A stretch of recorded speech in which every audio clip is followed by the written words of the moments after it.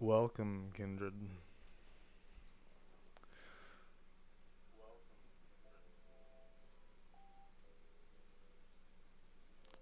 How's everyone doing this evening? I trust we are doing well, sated on our blood.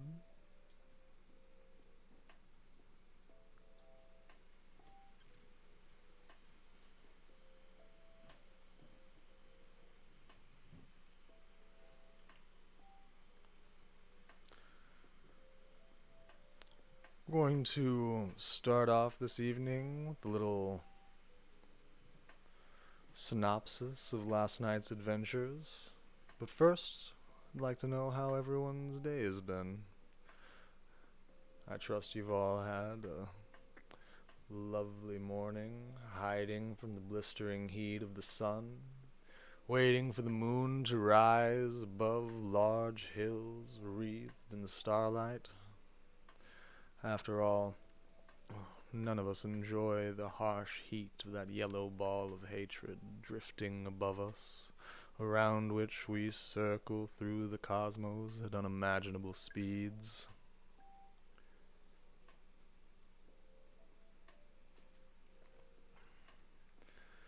I trust you've fed recently.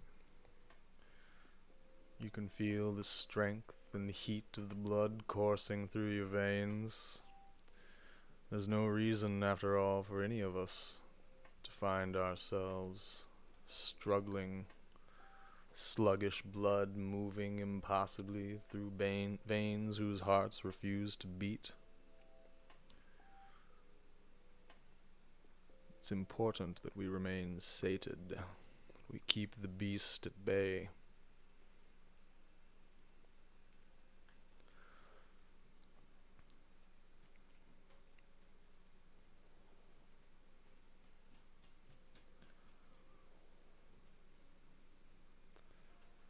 After a brief discussion of content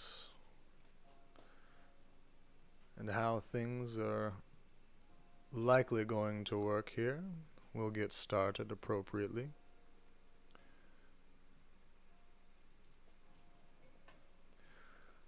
Still have a few little things that I must needs to change. Things that I hope will work appropriately this evening, more so than they have of late. I'm not the most technologically savvy of the kindred, I'm sure you'll find. And all of this streaming is so new and elusive. Nevertheless, I find it important to get our story out. The Masquerade be damned. I'm sure the Camarilla will be quite upset with me, but that's one of the risks we must take.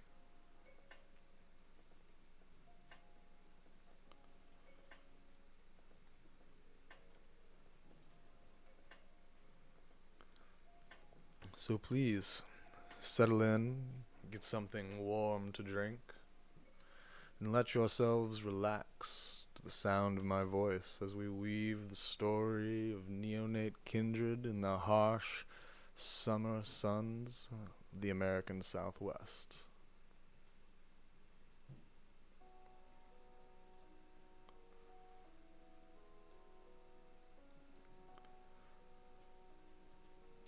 We'll try to curtail some of the technological improbabilities of the previous evenings. At any point, should you find something not working as it ought, please let me know, and it's always something we can be certain to fix.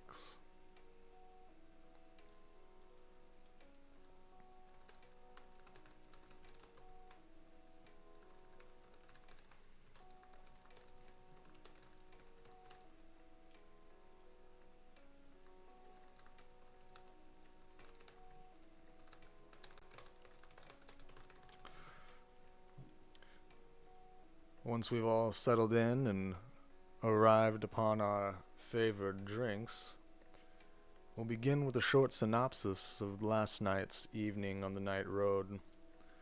The trials we faced, the decisions we arrived at together, and how it shaped our journey thus far. before we dig into the meat and potatoes of tonight's adventure.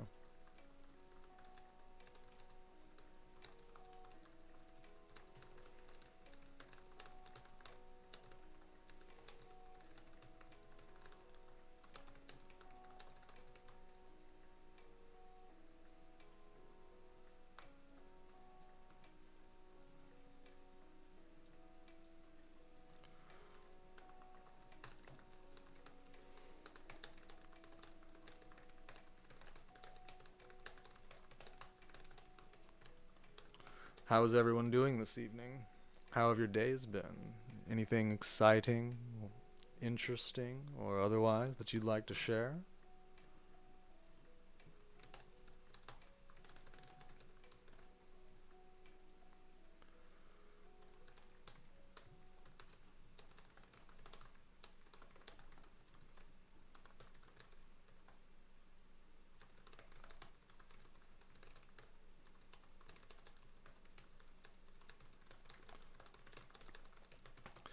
I've spent the majority of my day working on all the little pieces of this stream that I've still yet to understand fully. In my day, the idea of one such as myself starting such an interesting story about the history of our kindred would be unheard of. But it's time we move forward into a new age.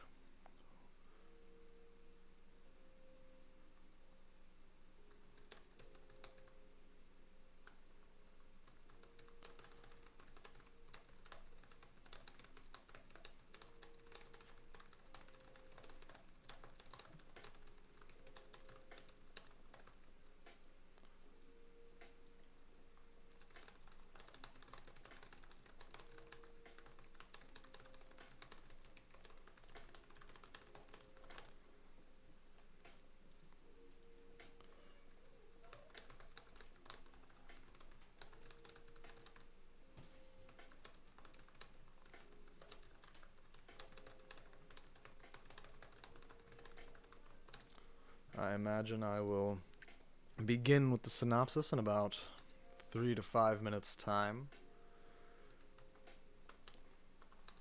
I'm trying once more to set up the poll structures through this streaming interface to better assist us in making the decisions that will shape the young neonate we are guiding through the night road.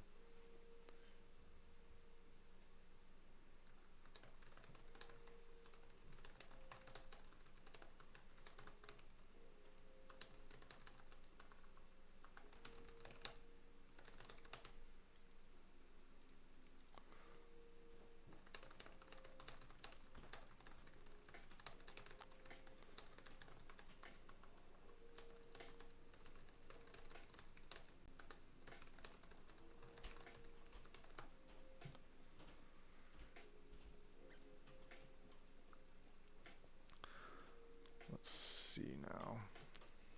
Determine if this worked or not.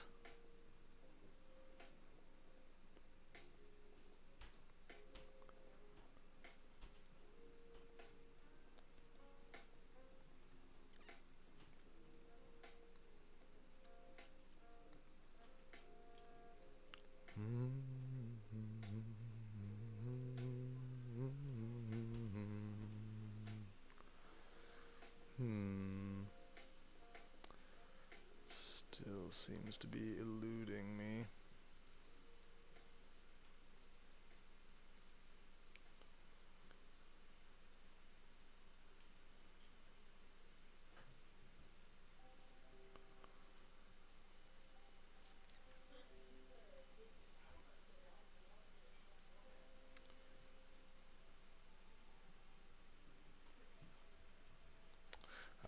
Perhaps that's why.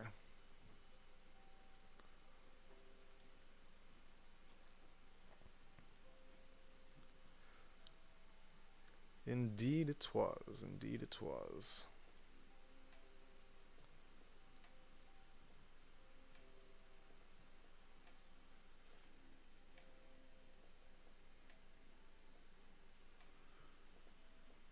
Now, how does one then vote in that?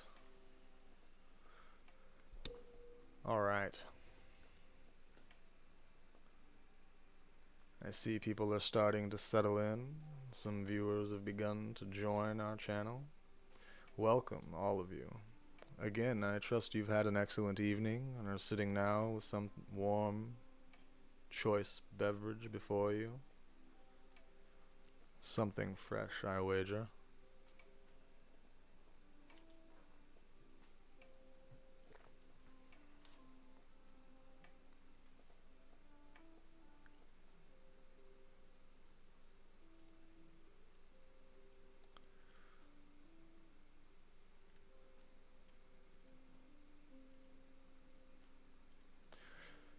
To begin with this evening, we'll recap the previous night's events.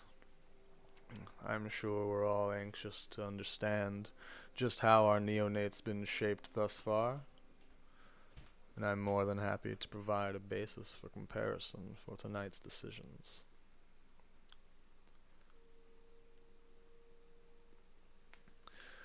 We are no one, a non-binary 11th generation gangrel, sired by Lampago, who's since gone missing. After the departure of our sire, who kept a dungeon of whelps upon whom to feed and be served, we were proffered a mentor by the Camarilla, within whose masquerade we thrived. Julian, a young Banu Rahim assassin, became our mentor, and we learned much, both good and bad, from the belying youth of our new vampire comrade. It was in those early nights under the desert moon that we diablerized Isla, an older Cainite, and drank deep of the vitae coursing through her veins. A deadly sin in the eyes of the Camarilla, but one we nevertheless found ourselves drawn easily into. We left Julian just as easily, disapproving of the Camarilla methods of blood extraction pits on migrants at the border. We stole his lime green geo-tracker and absconded into the night with $300 of his money as absolutely soon as we were able to. He found us after only a year, sunken, sallow, and nearly bloodless. He tossed us more coinage and a stack of USBs, demanding we repay our crimes against him by interring ourselves into his employ. How could we refuse? In the course of his service, we stumbled upon a convenience store within which we made our shelter, hiding from the blazing heat of the American Southwest. The next night, as we woke, we smelled fresh blood, and knew immediately there were fresh mortals nearby. Finally, we could feed. This squad of mortals were seeking their own sustenance and shelter. Before we could grab one of them to feast upon, something else startled them. An old Nosferatu, a sewer rat with all the markings of death and undeath, destroyed one of the living creatures with little more than a swipe of his fist. Even in unlife, there is monstrosity, and the mindless wight of a former Nosferatu intended to destroy everything in its path. It was only able to kill one of the mortal creatures before we drove it off with the assistance of one mortal, our road flares, and our loyal Lobo, Magda. We curtailed the possible breach of the masquerade of the Nosferatu sighting, as well as our own intricate horrors, by murdering the three creatures of the mortal coil, feasting on their blood and filling our veins with the sating blood coursing through their own previously. When we'd drunk our fill, we hacked up their bodies so it would appear as an act of senseless violence, all too common in the Arizona deserts. I dare say Lobo quite enjoyed the bones we tossed her as well. Anything to keep the authorities off our trail, not to mention the Camarilla. Shortly thereafter, we found ourselves in Tucson, and made our way to the Elysium, the Viper, a prominent club in town. We knew we couldn't meet the prince of this city as we were, and approached one of his many servants for a shower and a fresh change of clothing. Keeping our courier package close at hand for fear it might be stolen, we showered and dressed ourselves in the fresh coveralls given to us before speaking with the prince. Prince Leto knew us before we even arrived, and his pet sewer rat viewed us with as much disdain as Leto's eagle, whom we'd chased off just the night prior, outside the convenience store in which we found shelter. The prince was open, more open than most, and cute, and immediately offered to share the details of the USBs we had delivered him. What game was he playing at? We were met then with a video of an unknown Tremere warlock and an all too familiar Nosferatu. The White.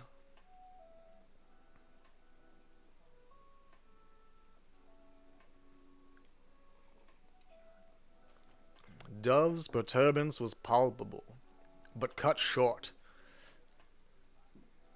as some immediate shadow removed the Tremere's ability to perform blood sorcery on its captured sewer rat. We were truthful both about our lack of information on the Tremere, as well as our encounter and subsequent escape of the White, who we then learned to be Dove's former sire. The prince left the White's future to his pet sewer rat, Dove.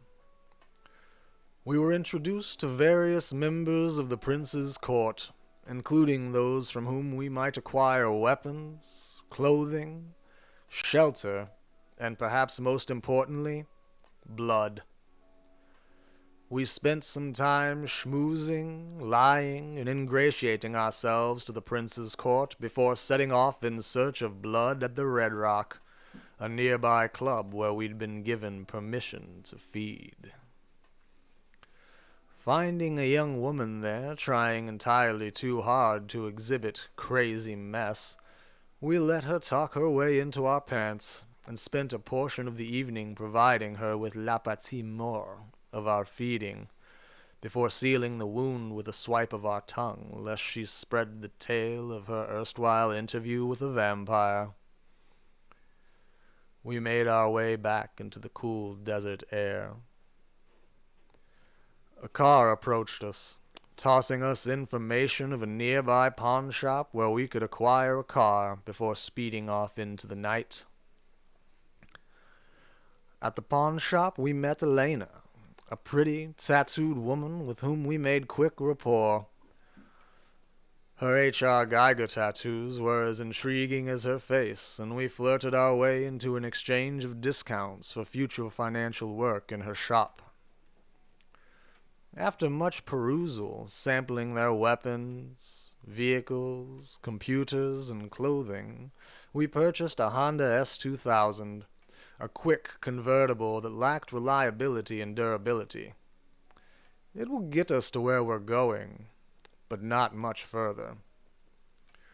We made our way then to a sanctuary provided us by the prince of the city, for a night we might rest while we waited on the prince to collaborate and collect his information. That's when Julian returned. Again. He informed us that we were being watched, and maybe politics in the city weren't nearly what they seemed at first glance. He told us of the webcam buried in our ceiling, and gave it to us to do research upon while he sought out any other bugs buried in our walls. We discovered then that some of the supplies for the webcam and its software were tied to the Second Inquisition, an ancient enemy of all Cainites. Of course, we know we can't trust Julian even as far as we could throw him. We ended our evening by sending Julian on his way, bedding down in our sanctuary with more on our minds and our plate than has been there any time in recent memory. Tonight we must return to the prince for details on our new job, and with more decisions yet left to make. Thus ended the first session of the Night Road. The decisions our fellow kindred made shaping the path of this young neonate no one as they traverse the harsh desert of Arizona. What will happen this evening? Where will no one end up? What decisions will be made? What conclusions will we arrive at? How will the prince's politicking and the jobs lying before us shape the path upon which we tread, seeking blood, power, information, and respect?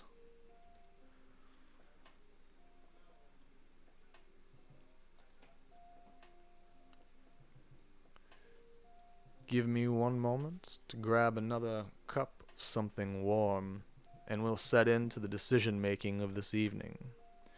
In the meantime, please have a look at the poll below. Let me know if it's working appropriately, and if it is, consider some of the choices therein. These are some of the choices we'll be faced with as we begin this evening. A new night in Arizona. A new chance for our neonate to begin, to build, and to grow. Your host will return momentarily.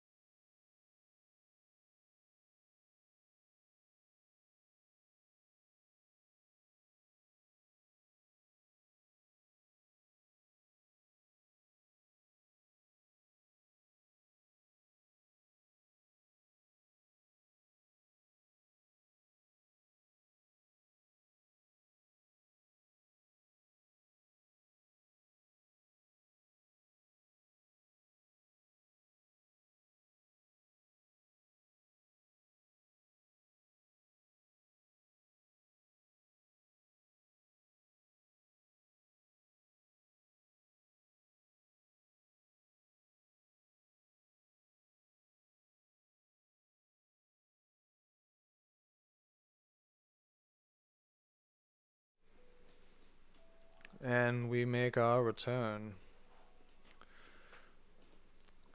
I hope that the poll beneath is working as intended. Although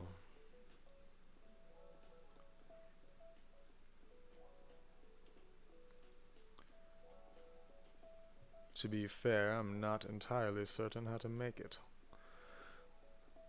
Either way, we begin our journey, fresh-faced and new, as any young neonate ought to be after feeding as copiously as we have the past few evenings.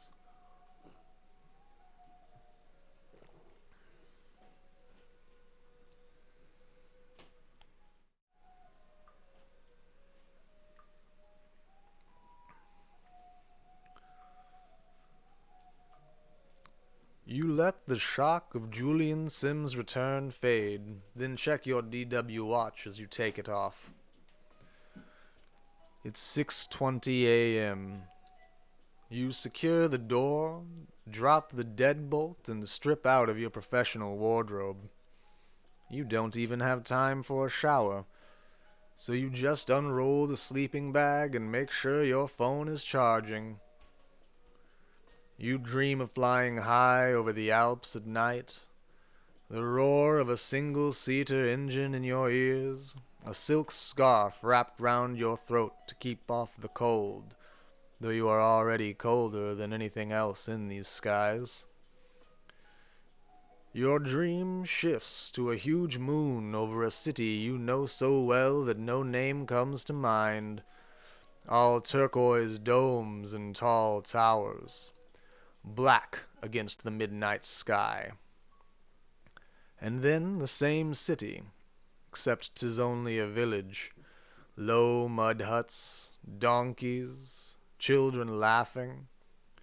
It's morning and the sun feels hot against your back and your bare limbs. Not dreams, then. Memories. And one last memory, one that you know isn't yours. You remember forcing your eyes open after years of darkness and looking up at two eager fledglings, one from your own clan, one clan gangrel. You remember watching, frozen, as the gangrel's fangs slide out. You open your eyes for real and check your phone. It is 5:49 p.m. Sunset. Isla is asleep again. Your fangs are protruding. You shake your head until they go away, though you keep remembering the coating of dust on the elder's throat as you sank your teeth into her. You shower, scraping the last of the filth out from underneath your fingernails. Then you decide where you're going. After all, you don't want to keep Prince Leto waiting. As you make a decision. Your first stop will be... Will we stop at Paternoster at St. Basil's Hospital in Phoenix? We can kick those bottom-feeder vamps around and make the place our own.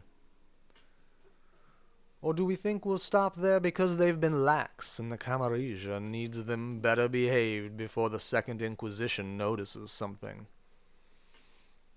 Perhaps, due to having been on autopilot for years prior, St. Basil's sounds like a job where we can shake off our lethargy and see what's going on. Perhaps even make some new contacts in the process. On the other hand, maybe Ellen Olive Krona at the migrant camp outside Sierra Blanca, Texas sounds like a better decision. It does sound like an interesting place, after all. Sort of a Casablanca for vampires. We do like the idea of easy living. On the other hand, perhaps the migrant camp sounds like a horror show. The sort of thing we might be able to stop, even if Ellen Olive Krona is technically a Camarilla asset. To be frank, we do believe there's probably a ton of money to be made at Camp Scheffler if we can just get into the blood trade there. Maybe we will go there first. Another set of options on our table are to go first to Invidja Call at her research facility on a ranch in Kiowa National Grassland, New Mexico. I bet she's conducting some interesting research. Maybe we ought to visit her research facility first, because it sounds like she's getting herself into trouble with the Camarilla. Maybe we could help her out. Or do we intend to deal with Dr. Call first, for she sounds like the most trouble, and we'd like to get in and out before our unlife gets more complicated. I'll allow you, fellow kindred, some 5 minutes to make this decision, for there's much and more to be discussed before we move forward into the night.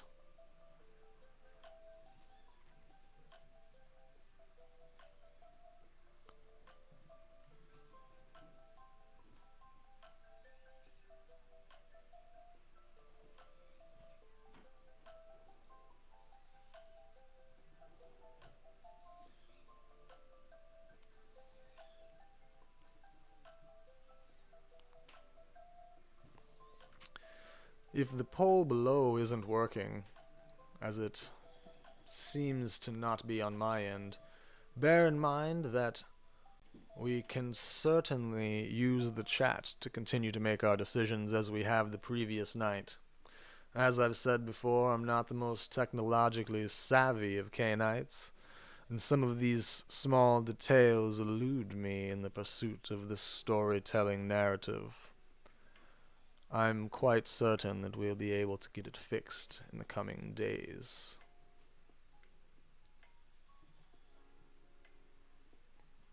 Your 5 minutes will start now, Kindred. I trust you know just the decision to make.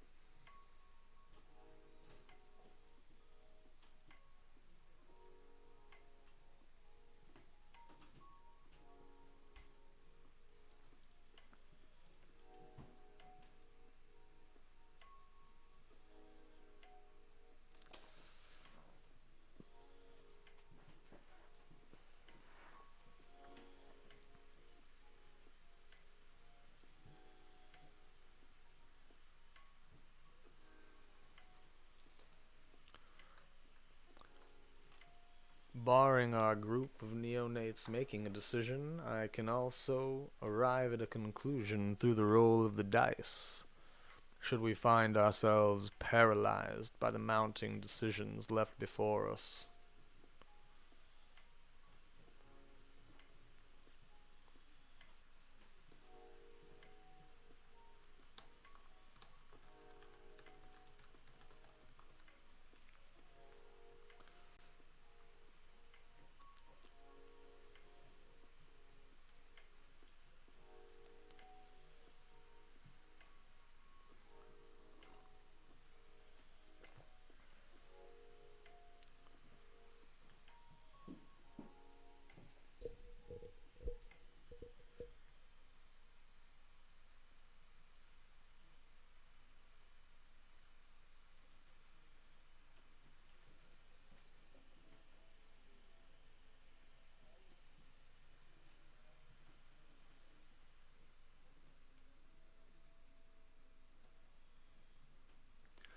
Another 2 minutes remain to make this decision, neonates. One way or the other, our path upon the night road will continue.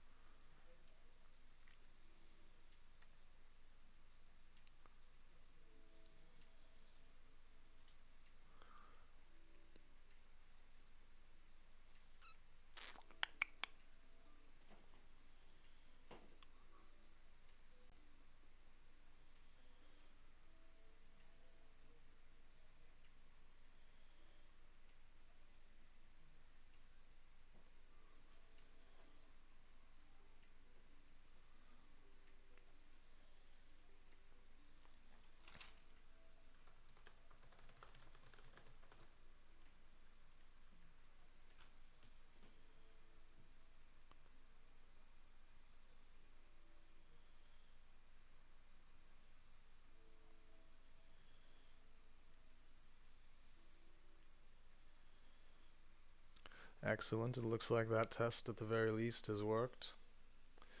Well, without a decision made on where we ought to stop first, I'll roll a die and let the fates decide the path of our young neonate.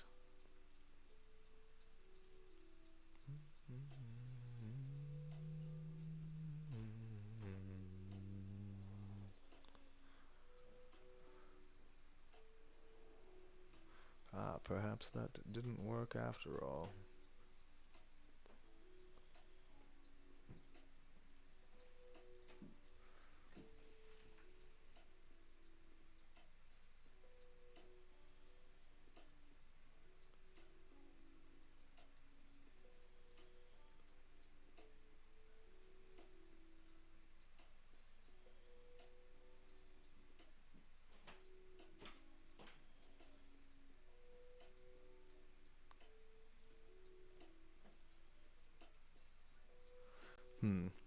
Another little piece I'll have to figure out in the future.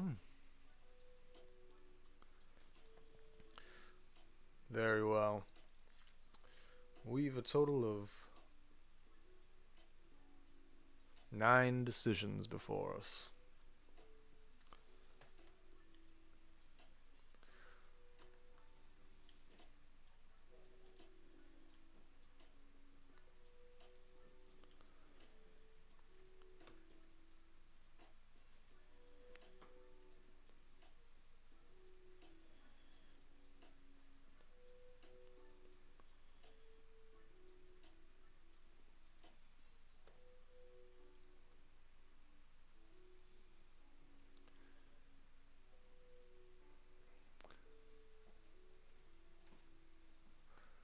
Welcome, Keeper of Elysium. We're just arriving at our first decision of the evening. I see a Viking has arrived. Welcome, intrepid party of adventurers. We're just arriving at our first conclusion of the evening, but perhaps first it would be wise to go over the synopsis of last evening's events. Would we be interested in hearing the summary of what decisions our kindred have arrived at thus far? Hello, Clanker. I hope your skeleton is quite wet this evening. And hello to the rest of you young Vikings. Our kindred welcome you to this lovely party.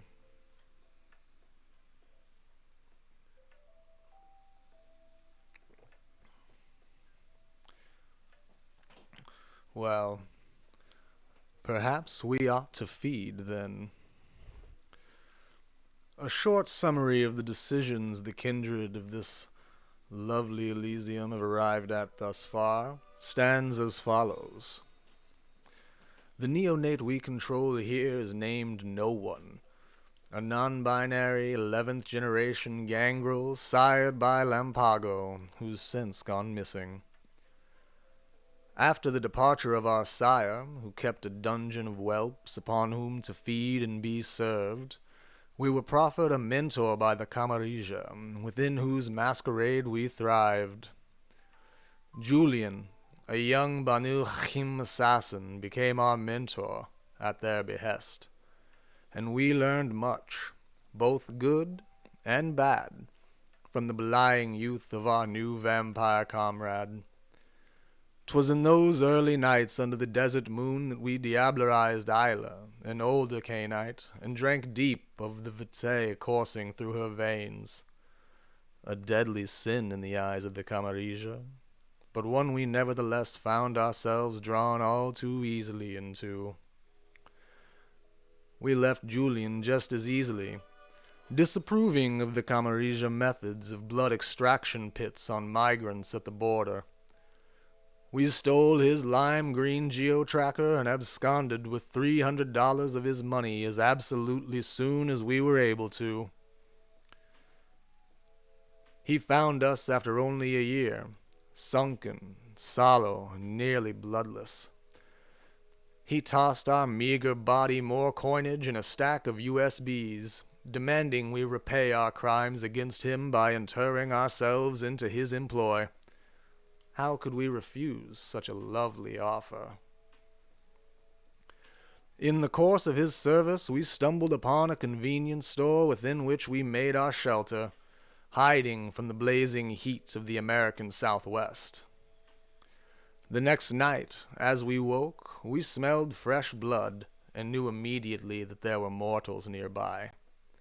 Finally, we could feed. This squad of mortals were seeking their own sustenance and shelter, and before we could grab one of them upon which to feast, something else startled them.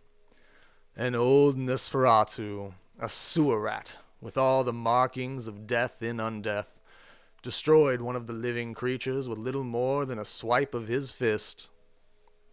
Even in unlife there is monstrosity, and the mindless wight of a former Nosferatu intended to destroy everything in its path. 'Twas only able to kill one of the mortal creatures before we drove it off, with the assistance of one mortal, some road flares it had stolen from us, and our loyal Lobo Magda. We curtailed the possible breach of the Masquerade of the Nosferatu sighting, as well as our own horrors, by murdering the three creatures, feasting on their blood and filling our veins with the sating vitae of the mortal coil. When we'd drunk our fill, we hacked up their bodies, that it might appear an act of senseless violence, all too common in the Arizona deserts. I believe Lobo quite enjoyed the bones we tossed her as well. Anything to keep the authorities off our trails. Shortly thereafter, we found ourselves in Tucson, and after a blistering day spent sleeping in the confines of a semi-trailer, our own blood, fresh in our veins, boiling in the hot summer sun, we made our way to the Elysium at the Viper, a prominent club in Tucson. We knew we couldn't meet the prince of this city as we were, and approached one of his many servants for a shower, as well as a fresh change of clothing. Keeping our courier package close at hand, fearing he might steal it for his own reward, we showered and dressed ourselves in the fresh coveralls given to us before speaking with the prince. Prince Leto knew us before we even arrived, and his pet sewer rat viewed us with as much disdain as Leto's eagle, whom we'd chased off just the night prior outside the convenience store in which we found shelter. The prince was open, more open than most, and cute, and immediately offered to share the details of the USBs we had delivered unto him. What game was he playing? We were met then with a video of an unknown Tremere warlock, and an all too familiar Nosferatu, the White. Dove's perturbance was palpable, but cut short, and we were truthful with the prince, both about our lack of information on the Tremere and our encounter and subsequent escape of the White, who we then learned to be Dove's former sire. The prince left the White's future to his pet sewer rat, Dove. We were introduced to various members of the prince's court, including those from whom we could acquire weapons, clothing, shelter, and perhaps most importantly, blood.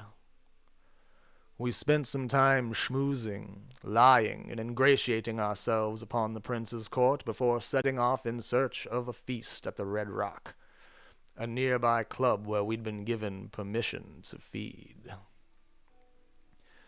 Finding a young woman there trying entirely too hard to exhibit crazy mess, we let her talk her way into our pants and spent a portion of the evening providing her with la pâtie mort of our feeding, the little death, before sealing the wound with a swipe of our tongue lest she spread the tale of her erstwhile interview with the vampire. We made our way back into the cool desert air. A car approached us soon thereafter, tossing us information of a nearby pawn shop where we could acquire a car before speeding off into the night. At the pawn shop, we met Elena, a pretty, tattooed woman with whom we made quick rapport. Her H.R. Geiger tattoos were as intriguing as her face, and we flirted our way into an easy exchange of discounts for future financial work in her shop. After much perusal, looking down upon swords, guns, vehicles, and clothing, we purchased with all but our last dollar a Honda S2000, a quick convertible that lacked reliability or durability. It will get us to where we're going, but certainly not much further. We made our way then to a sanctuary provided us by the prince of the city for a night we might rest while awaiting details on the jobs he would like to offer us. That's when Julian returned. Again. He informed us that we were being watched, and maybe the political scene in this city wasn't exactly what it seemed to be. What else is new? He told us also of the webcam buried in our ceiling, and gave it to us as a gift to do research upon while he sought out any other bugs buried in our walls. We discovered that some of the supplies for the webcam were tied to the Second Inquisition, an ancient enemy of all Cainites. Of course, we know we can't trust Julian even as far as we could throw him, and who's to say this plot isn't something he manufactured himself simply to indebt ourselves to him and his generosity. We ended the evening by sending Julian on his way, bedding down in our sanctuary with more on our minds and on our plate than there has been any time in recent memory. Tonight we must return to the prince for details on our new job, and with more decisions yet left to make in their wake.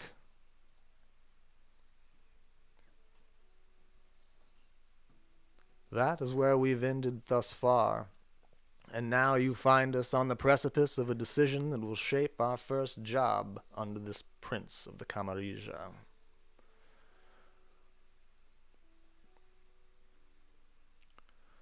I'd like to thank those of you thus far that have offered a follow. It's a lovely thing to have more members of an Elysium, and a lovely place to join for a warm meal and a nice story.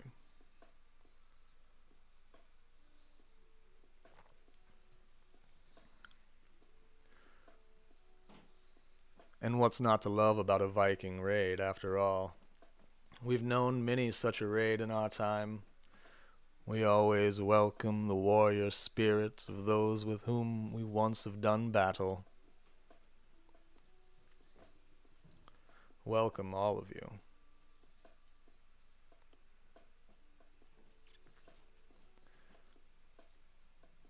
The decision standing before us, whether our poll below is working or not, stands on your screens now. As I've told some of the other members of our quiet Elysium, I'm not the most technologically savvy Cainite you will find, and while I may know my way around the spoken word or the discovery of fresh vitae, I know not all of the workings of such a storytelling device as this Twitch. Perhaps you can help us make this decision, entering your answers into the chat before us. We'll collate the information and decide where our young neonate moves next. For this first decision upon which job we will embark, will we visit Paternoster at St. Basil's Hospital in Phoenix? The hospital's been having issues of late, and perhaps we can kick those bottom-feeder vamps around and make the place our own. Or perhaps visiting St. Basil's because they've been lax and the Camarilla needs them better behaved before the Second Inquisition notices something is amiss. Or, knowing we've been on autopilot for years, maybe St. Basil's sounds like a job where we can shake off our lethargy, see what's going on, and even make some new contacts with which to journey into the night. On the other hand, Ellen Olive Krona at the migrant camp outside Sierra Blanca, Texas, is another decision we might make. It sounds like an interesting place, after all. Sort of a Casablanca for vampires. One does like the idea of easy living. Or, does Ellen Olive Krona's migrant camp at the border in Sierra Blanca sound like a horror show? The sort of thing we might be able to stop, even if she's technically a Camarilla asset. There might also be a ton of money to be made at Camp Scheffler, if we can get into the blood trade there. That might be a reason we would desire to go to Ellen Olive Krona first. As a third set of options, Nvidia call at her research facility on a ranch in Kiowa National Grassland, New Mexico stands. We bet she's conducting some interesting research after all. Or maybe we should visit Nvidia call at her facility because it sounds like she's getting herself into trouble with the Camarilla. Mayhaps we can help get her out of trouble. Or do we deal with Dr. Call first, for she sounds like the most trouble, and we want to get in and out before our unlife gets even more complicated than recent nights have made it. 5 minutes stand before you, kindred and intrepid raiders of Viking Blonde's party. At the expiry of these 5 minutes, a decision will be made one way or another. Speak amongst yourselves, ask questions, care hold, and describe the reasons you think we ought to move forward with your decisions. When 5 minutes have elapsed, we will determine what path our neonate embarks upon on the night road.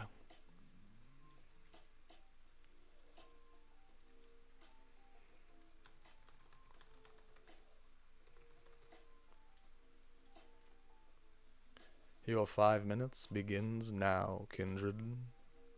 Choose wisely.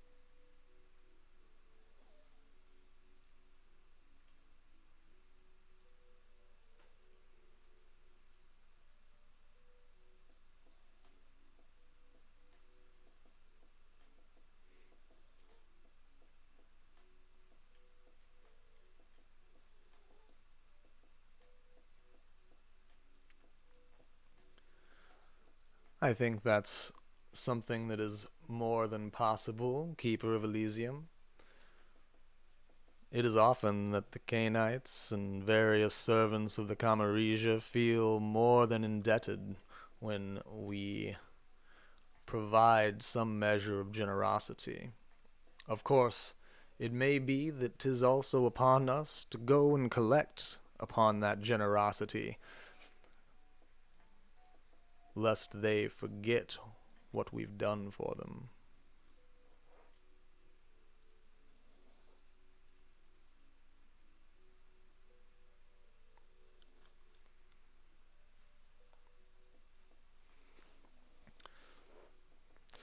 Camp Scheffler is certainly reminiscent of the horrors we fled from when we stood with Julian at the previous migrant camp. It would be an interesting decision to move back towards something like that. Nevertheless, another two and a half minutes remains to make this decision. Bear in mind that either way, the prince will likely require us to complete all 3 of his jobs before we've ingratiated ourselves with the Camarilla of Tucson.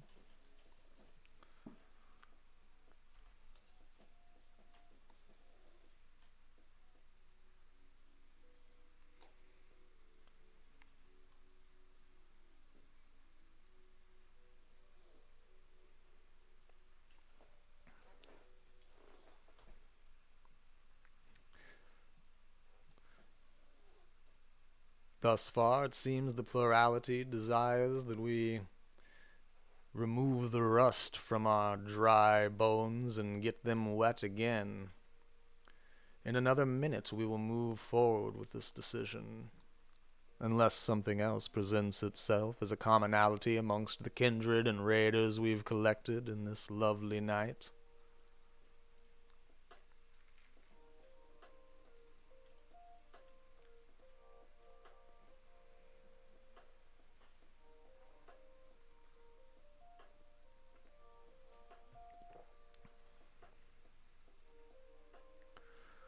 Another 30 seconds remains, kindred.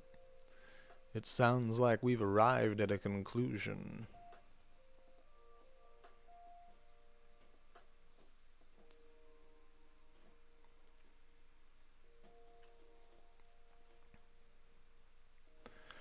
After all, after everything we've seen and faced in the past few evenings, it will be important to shake off what things we've encountered, learn what the politics of this situation are, and perhaps make some new contacts before we put ourselves in the face of anything more dangerous.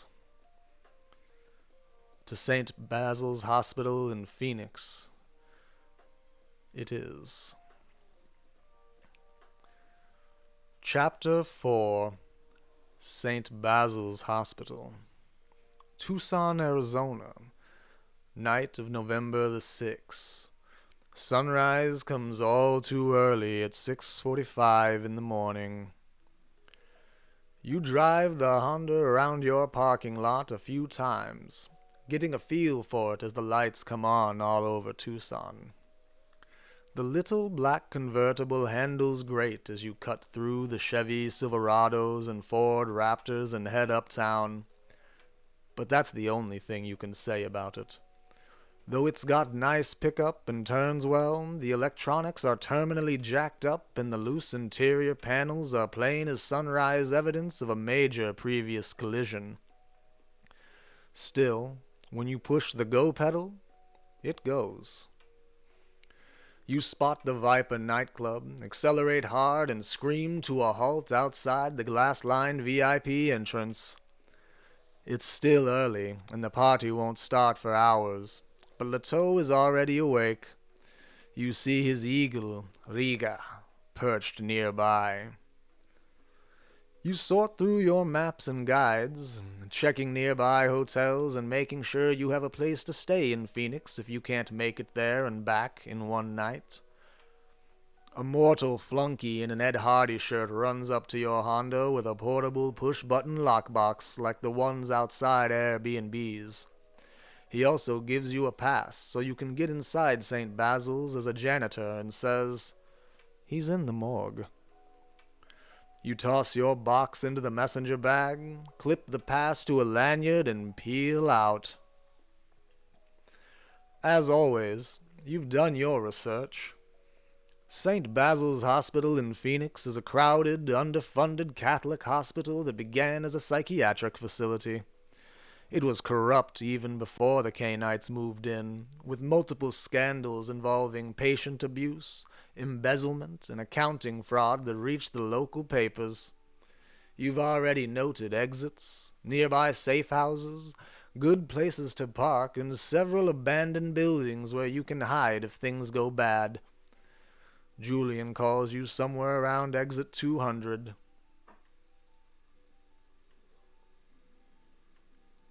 "Do you want to know what's on the USB?" he asks. You glance at your messenger bag. The push-button lock isn't one of the cheap ones you can defeat with the tricks you know. And besides, the USB is probably encrypted. Then you glance at your phone. Julian is insane to call you. Anyone could be listening. Before you can answer, Julian says, "St. Basil's is getting a makeover. Big floor-to-ceiling windows, a modern admissions system, a new morgue. In other words, no place for rats like us to hide. The Eagle thinks it's a Second Inquisition plot. I'm not so sure. though I bet they love to pick off homeless rats when they're forced to flee. Since the Eagle doesn't want that, the USB you're carrying contains instructions for how to freeze out the hospital's current director and keep things as they are. But we can do better, no one. Tucson's boss is a brilliant financier, I'll give him that, and the artificial paper trail he's created will bury the current director, force her out in favor of some brainless lackey, and keep his creatures safe. But it can also be used to transfer power to someone else. Someone like us. You consider what to say. You shouldn't be having this kind of conversation over the phone, but so far Julian has avoided saying any key words that might get flagged. You'll just need to do the same, and then get rid of the phone. Great. That's another $100. We have another set of options before us on how to deal with Julian and his ambitions. Ought we to say, taking over a whole hospital? That's ambitious, Julian. We are legitimately excited about this audacious plan, but we'd like more information first. Perhaps we ask, what of the Second Inquisition? We aren't scared, just the opposite. We'd love to tear a hole in the Second Inquisition and neutralize them before they really get rolling. Maybe instead we tell Julian that we can't just take a hammer to St. Basil's. After all, we don't want to make a mess. Panicked kindred can violate the Masquerade, steal our assets to escape, or worse. Maybe our response is to tell Julian that you know I'm not going to kill a bunch of cancer patients so you can have a new base, right? And last, perhaps we simply ask for more details.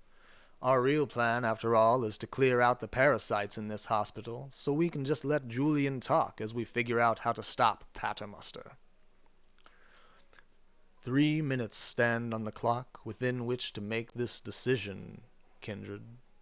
Beginning now.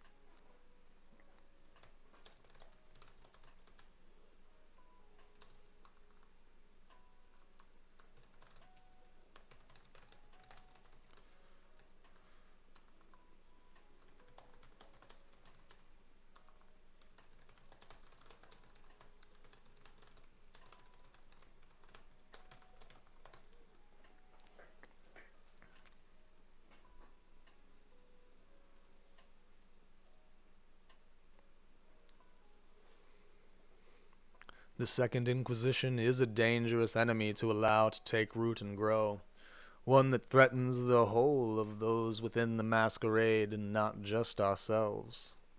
It might be wise to take them out.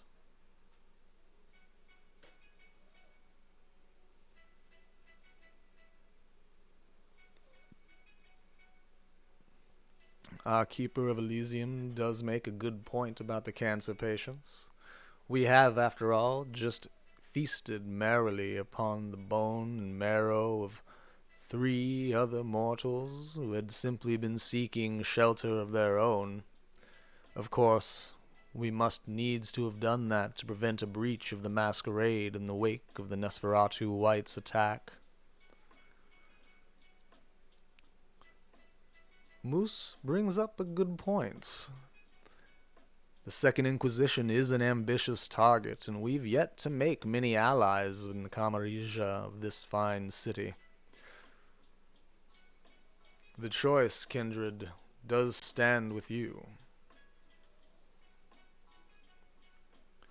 Another minute and a half remains in which to make our decision. Thus far it seems, unless any have changed their mind, that two think we ought to take on the Second Inquisition, with one dissenter relaying that it is a target of ambition. Though what is a member of the kindred, if not ambitious going forward? Perhaps just dust and ash in the hot summer sun.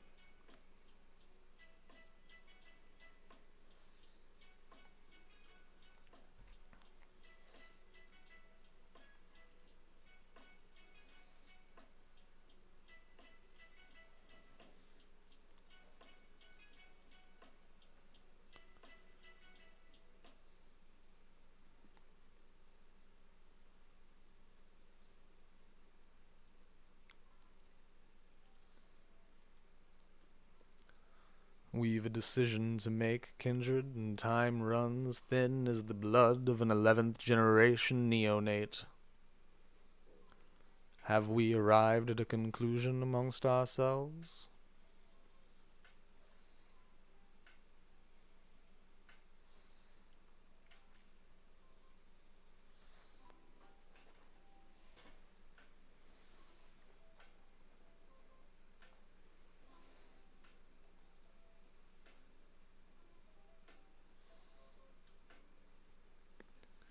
I would like to take a moment again to thank all of you for bearing with my technological difficulties.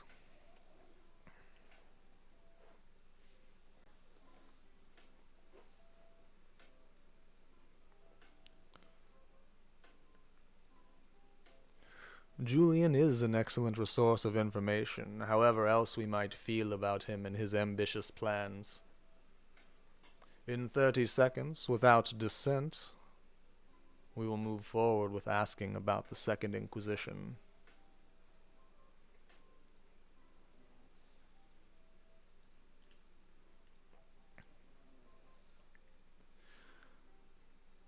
After all, what is there to fear but fear itself? And we have plans for our time on this world, however brief or long-lived it may be.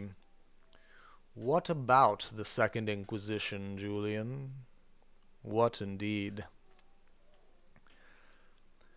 Minimal presence that I can see, so if they show up, it's your own fault for making noise, Julian says. The real danger is the guy in charge there. The eagle is too far away to stop us, but that old monster won't take kindly to our plans. Recruit him, if you can. Otherwise, well, it's up to you.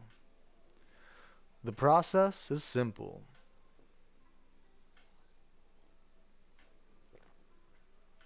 Gain access to the St. Basil's computer system and install the computer code I'm sending you.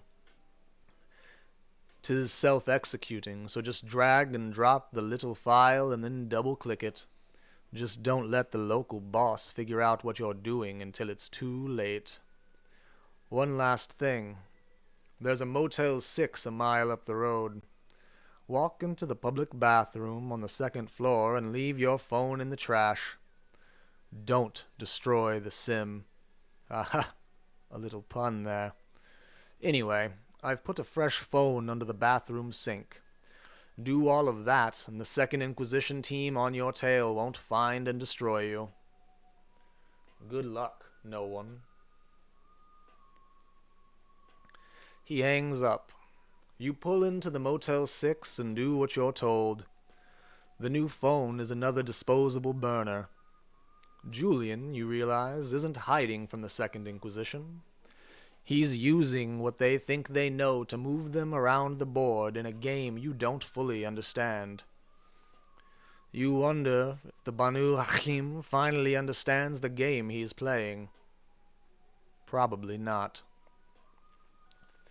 As you get back in your Honda, your new phone buzzes when an email arrives with a zipped executable file. You stop to check the email and commit it to memory, because it includes an updated list of keywords the Second Inquisition is scanning for. Traffic is thick that evening, so it takes you almost 2 hours to reach your destination. You turn left at a Circle K and have no problem finding a parking spot near a chain link fence. You step back and examine your car, satisfied. You can reach it from multiple directions. Your DW watch says 8:25 p.m. St. Basil's is a Baroque monstrosity that looks like an invader from an older and darker city back east. Its bricks are discolored, its windows high and narrow, and one doomed attempt to modernize the structure just makes it look like a prison with a single watchtower of dingy glass and black steel. You can feel the sickness emanating off St. Basil's, the impossibility of healing. You watch the main entrance for a few minutes, feeling out the rhythms of the patients and staff, then walk around to the emergency entrance. Neon yellow ambulances look like space invaders among the crumbling gray bricks. A few EMTs are outside smoking cigarettes under the no smoking sign. Another entrance is locked and heaped up with trash. Broken beds and furniture that no one ever got rid of. You don't see any other ways in that aren't locked with mechanical or electronic locks. There aren't a lot of cameras out here. That's good to know. You leave your Lobo outside, promising Magda that you'll let her in if something dangerous happens. Then you shoulder your messenger bag, walk into reception, and immediately understand why Leteau gave you a passkey. The place is locked down like a liquor store.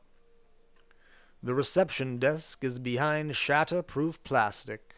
The elevator is locked with a key code, and the main double doors that lead deeper into the hospital aren't just locked. They're watched by a private security guard. The waiting area is full of people slumped in slashed up wooden chairs with orange cushions.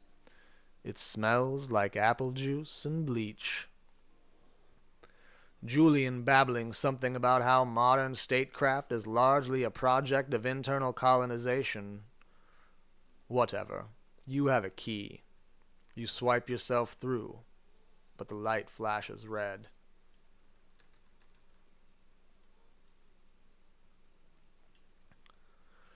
So of course, you try again, because it's just an old-fashioned magnetic strip card.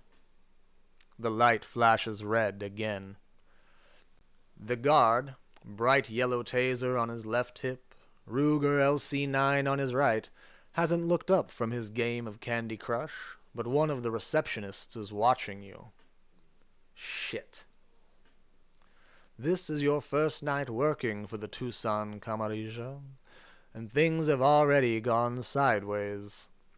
You can't just stand here running this busted card through again and again, and this isn't the sort of place you can talk your way into.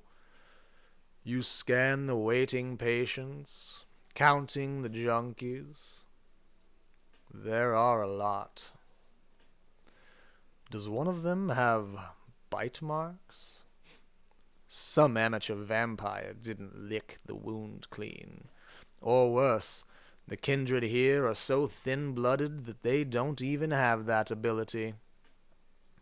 Instead of worrying about that, you focus on finding your way in. There are 3 ways inside from this room. The double doors with a card reader that won't read your card. A staff door that's locked from this side, and you can't exactly pick a lock in front of the guard. And the elevator, which is locked with a keypad. You saw some unattended entrances outside, but all the ones you noticed had mechanical locks. Maybe you missed one. You could search again, though it wouldn't be easy to skulk around outside without drawing attention to yourself. We're faced with a myriad of decisions, kindred. Ought we to head outside and quickly pick the lock on one of the unattended access doors? Or perhaps we should head outside to bash open one of the windows to crawl into. Instead, we might fast talk the guard and convince him that we're an outside researcher who needs to get inside. Perhaps we can hack the elevator's keypad to gain access. Maybe the answer is to investigate the building's exterior, trying to puzzle out where an unattended entrance might be. On the other hand, using our discipline of animalism and our connection with our Lobo Magda, we could look for an unlocked way in with her assistance. Maybe it's time to use our people's skills and street smarts. It ought to be easy to go back outside and pay someone who works here something like $50 to let me in. What's a little human cash, after all? On the other hand, the doors outside are constantly opening and closing. It'll take great patience and attention to wait it out, but if we stay put outside, we might be able to sneak in where there's an opening. Of course, the hunger is ever present, and to quell the beast inside, perhaps it would be best to look for somewhere we might feed before we move forward with our plans. This choice, as with all others, Cainites, rests in your hands. We've 3 minutes to discuss and make this decision before we move forwards. Starting now.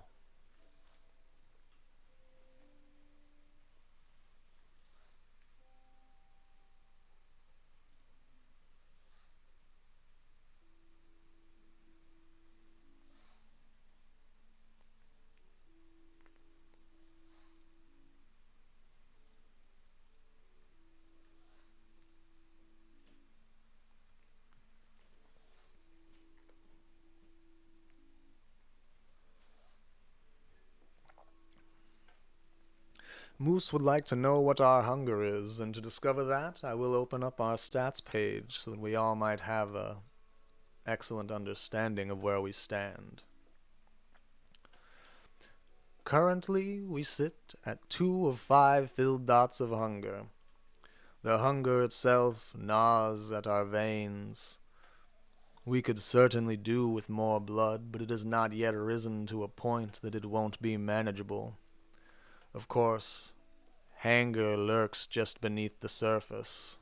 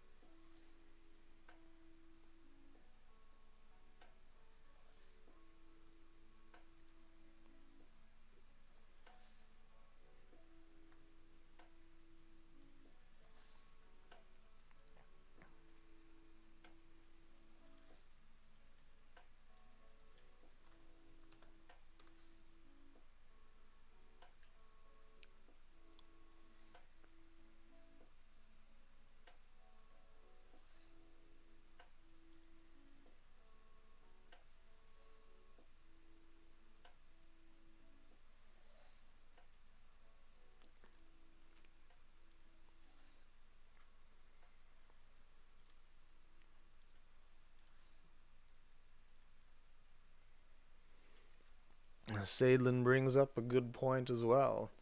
What is the purpose of having a loyal Lobo like Magda if we don't offer her some purpose in existence? We understand, Moose. As always, we appreciate your presence in our Elysium. Thus far, we have 2 votes for moving with the route of animalism, allying ourselves with Magda to look for an unlocked way in.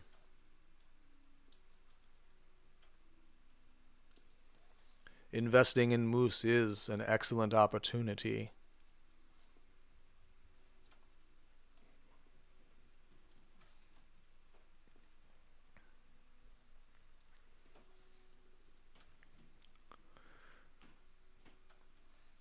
Given another 30 seconds, barring any dissent, we will move forward with this animalism decision, allowing our Lobo to search for an unlocked way in alongside us. She does have keener senses than we possess, especially with the hunger lurking beneath the surface of our skin.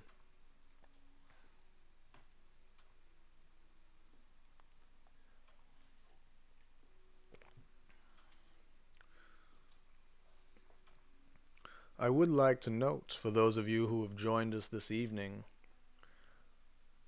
this tale, though I narrate it for all of you, is one that is wholly fresh for me as well as it might be for you, and the decisions we make elicit as much surprise in my old blood as it might in your own, for I have yet to see or know this story as it stands.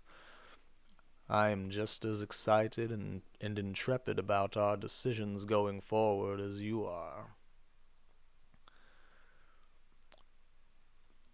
We leave the hospital the way we came, calling to Magda for it's time to put her to work.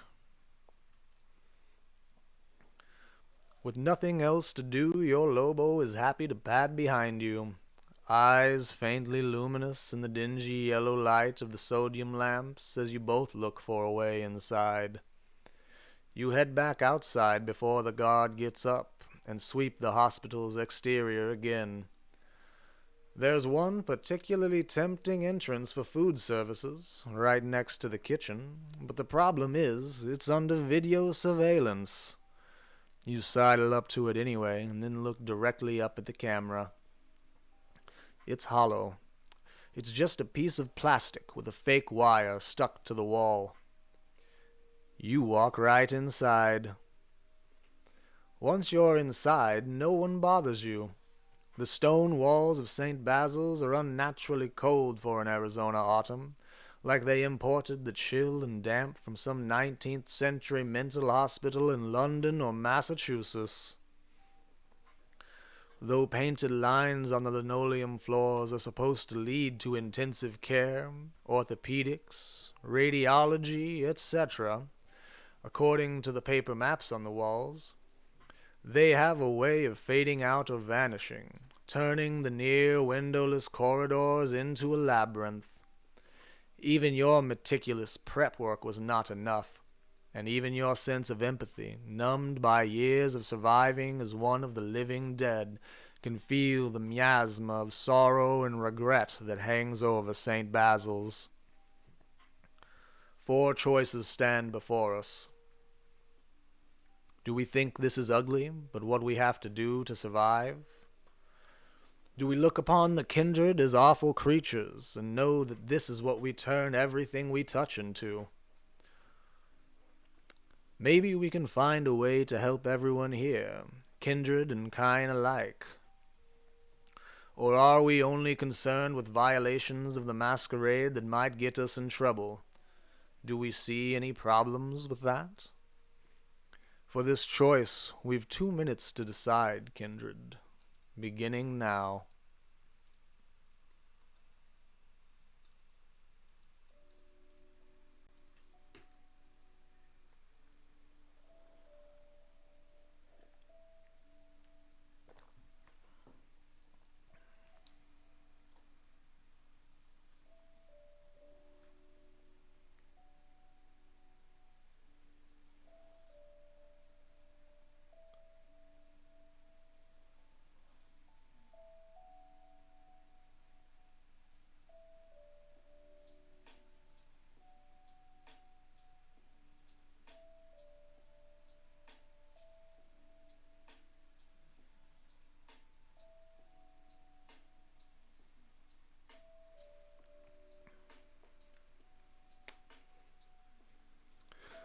What a coincidence, Sadlin.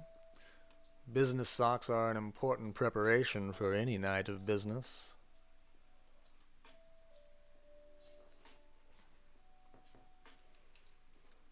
If your socks are whispering, however, it might be time to run them through the wash.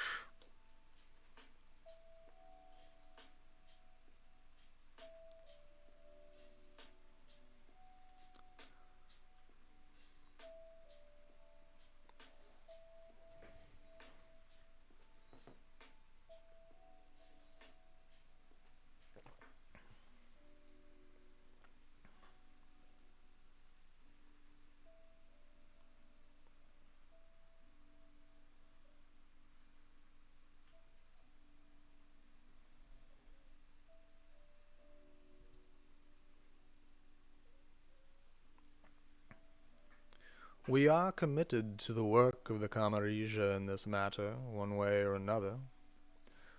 The prince has bestowed upon us many gifts for which we may find ourselves indebted. It would be poor form to neglect our duties to our new allies.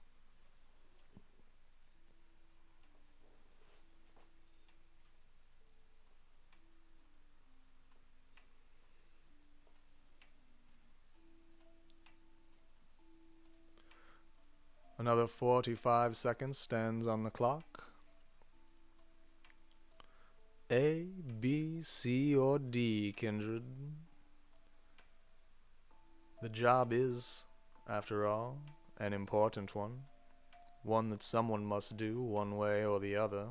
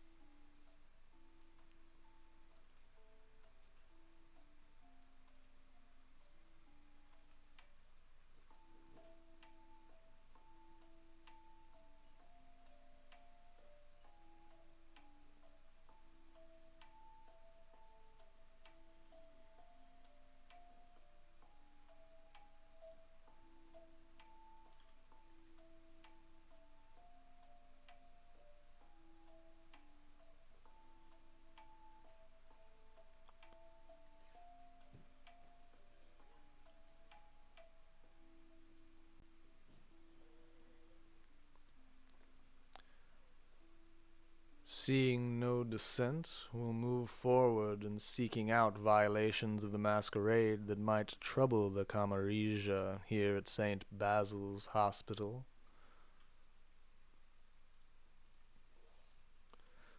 Are there any problems that immediately come to mind?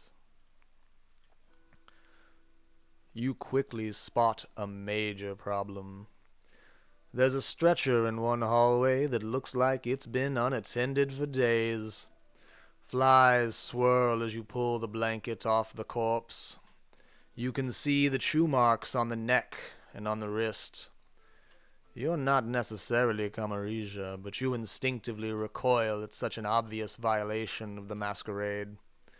You sympathize with Prince Leto. Someone needs to bring this place back in line.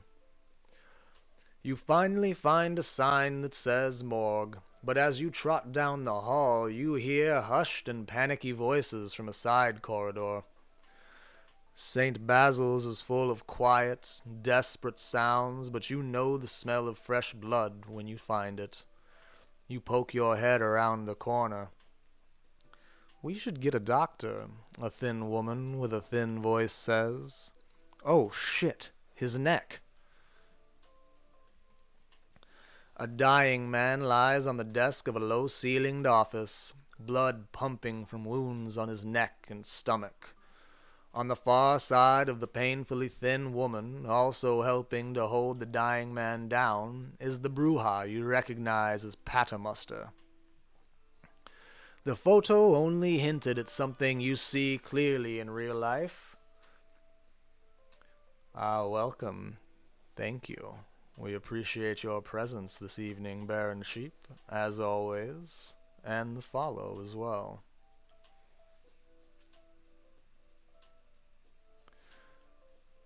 Vampires do not age, but some people are born old, and their spirit keeps aging as their flesh remains immortal. Patamuster should be a good-looking black guy, mid-20s, athletic, short black beard and close-cropped hair. But somehow he looks old, as if there's a bald, fat, tired old man where his shadow should be. Crinkled lines around his eyes and a slowness to his step reveal Patamuster's true age. In real life, he'd be stepping into the grave around now, and it's like he knows it. He looks up, and his hands, previously holding on to the dying man, slacken. The thin woman wheezes and stumbles backwards into a trash can.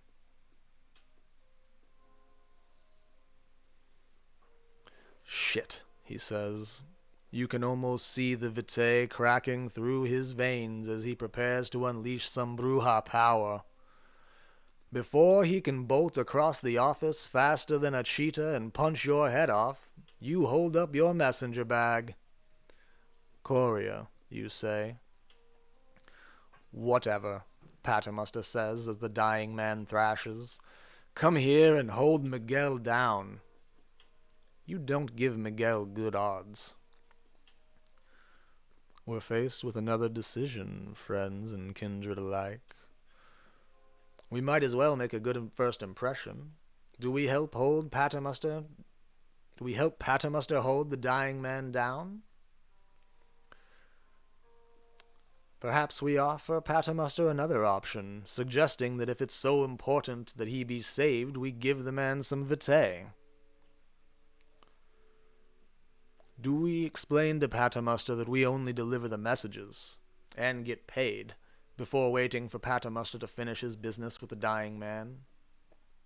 Or finally, knowing the man is dying anyway, do we drain him of blood to sate the hunger rising in our pulsing veins? We've a minute and a half to make this decision and arrive at our conclusions. Beginning now, kindred.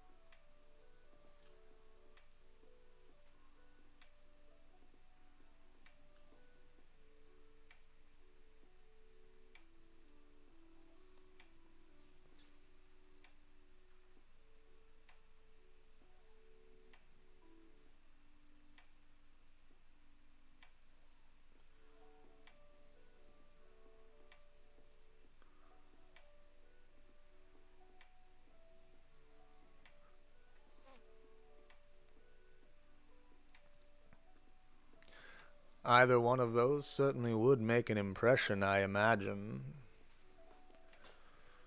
We are short on allies, and the Bruja do respect power, if nothing else. It would seem that we've 2 votes currently for assisting Paternoster as he desires, and 1 for nomming on the quickly dying man, Miguel. Another 45 seconds on the clock, kindred.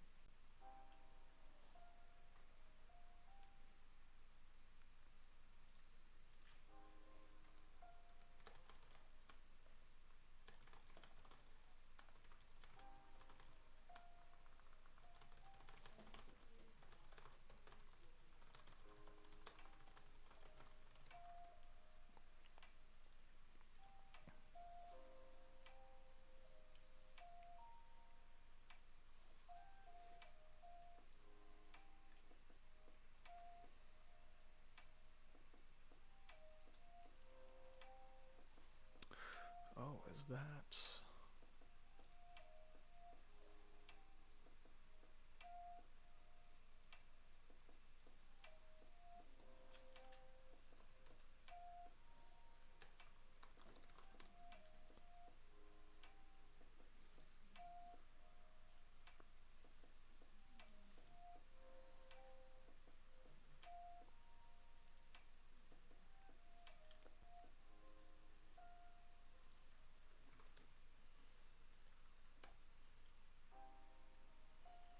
Very well.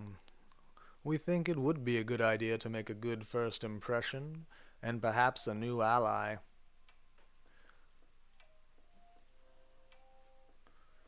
We move forward and help the aged Bruja before his time in holding down the dying Miguel.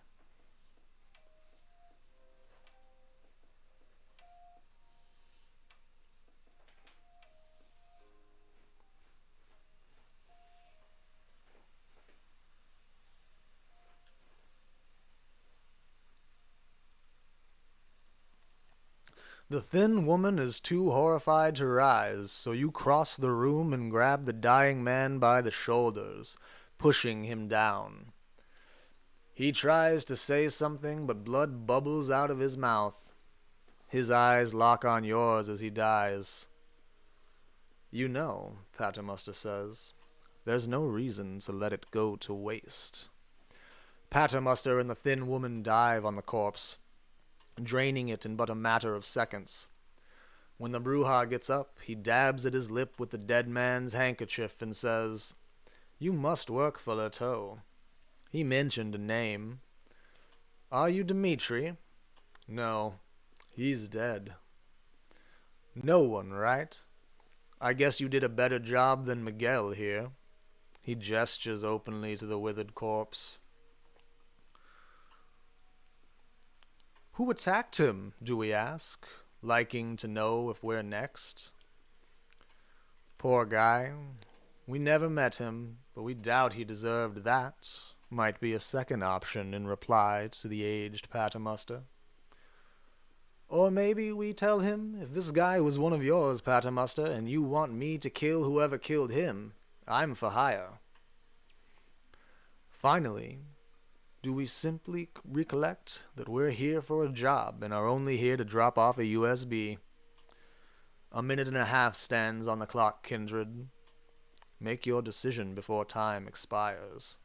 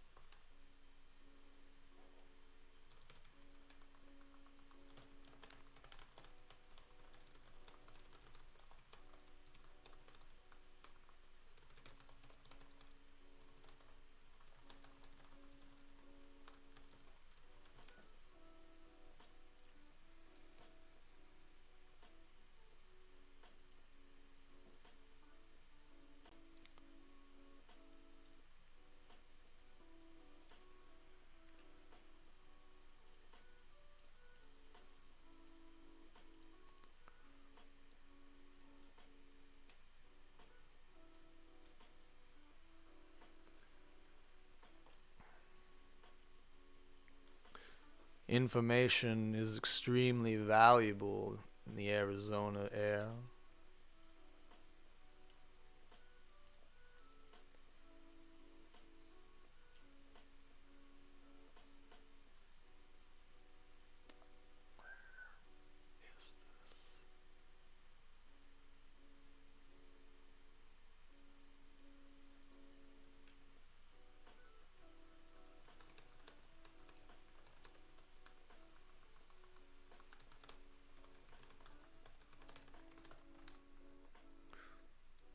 Do we have any dissenters or any other options we might look at?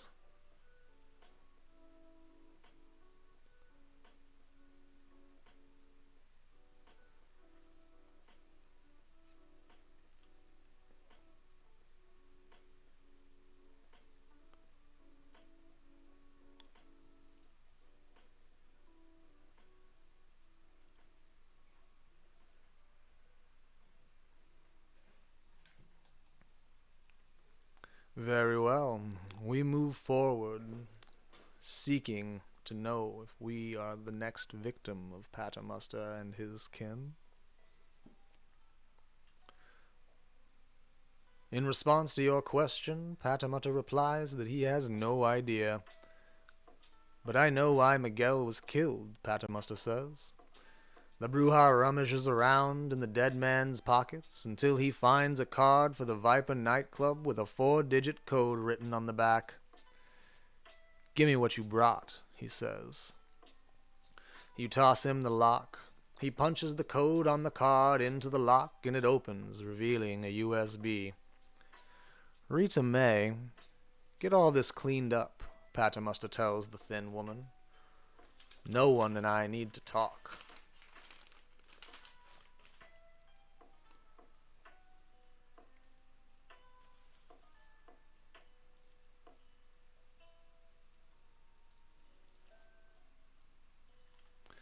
Paternoster has done everything he can to make his large, low-ceilinged office look impressive. He's cluttered it with a century's worth of executive power idols, from the Art Nouveau furniture and shining mahogany to the mid-century modern lighting fixtures, to the little chrome clicky balls on the desk. The result is a confused agglutination of talismans with no consistency or power to impress. Paternoster, currently wearing scrubs so he won't draw attention to himself, settles in an air-on chair behind the desk, so his head is haloed by a water stain on the concrete wall. The walls are otherwise lined with vintage automobile ads, like in Jay Leno's garage. He opens a laptop and plugs the USB in. He leans back and two katanas appear in his hands, as if from nowhere. You blink. It's a trick Stercorius taught me, Paternoster says. These are my friends, Duncan and Connor. He swirls the blades through the air. You almost laugh, but shit, he really knows how to handle them. Getting on the wrong side of those blades might be a bad idea. The blades vanish just as suddenly as they appear, and Paternoster turns his attention to what's on his screen. The Bruja takes his time reading whatever Leto sent him. You wait. Finally, he leans forward and says, I know that Leto didn't just send you to deliver a letter. You're supposed to see how we're doing here. The Eagle Prince isn't happy with us. 5 options stand before us now, Kindred. We might say, I can't say I'm impressed either. This place is a masquerade breach waiting to happen. That puts us all in danger. Or perhaps option B. Maybe we could be persuaded to offer Prince Leto a positive review of St. Basil's. We'd feel much better about this place with a little more money in our pockets. Our response might be option C, to tell Paternoster this place is an abattoir. Even vampires shouldn't behave this way. Option D is to tell the man that we could definitely see how this place could be run better, by someone like us. Wheels are turning in our head as we imagine a more efficient St. Basil's. Or our final option, option E. Well, we're not happy with the Eagle Prince. We're an independent courier, not a Camarilla lapdog. The choice is yours. There are 2 minutes on the clock before the decision expires. Beginning now.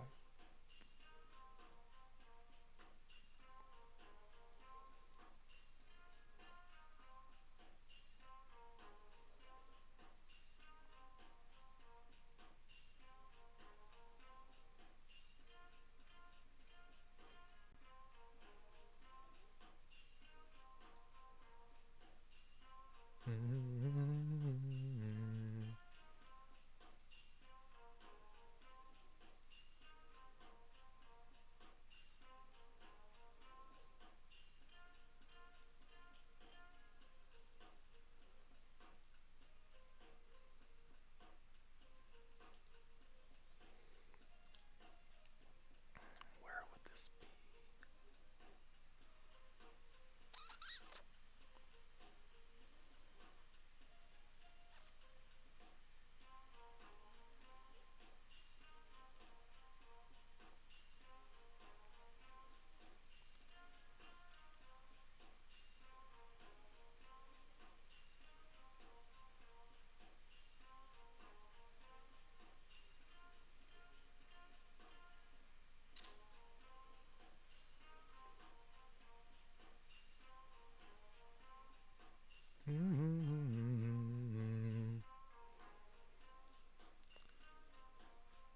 Time is ticking, Kindred. I'm sure the wheels are spinning in your own brains as you decide upon how best to handle Patermuster and the atrocities of St. Basil's.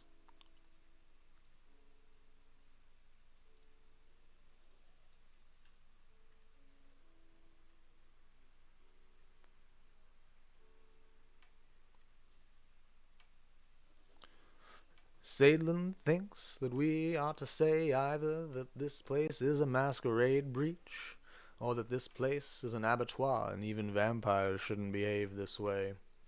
Have we another vote to assist in the decision?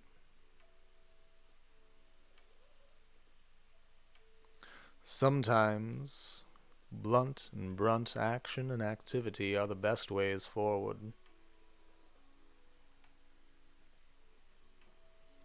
On the other hand, our Keeper of Elysium makes an excellent point. Fear would be helpful to have, for we have been quite ballsy of late. Why isn't this option?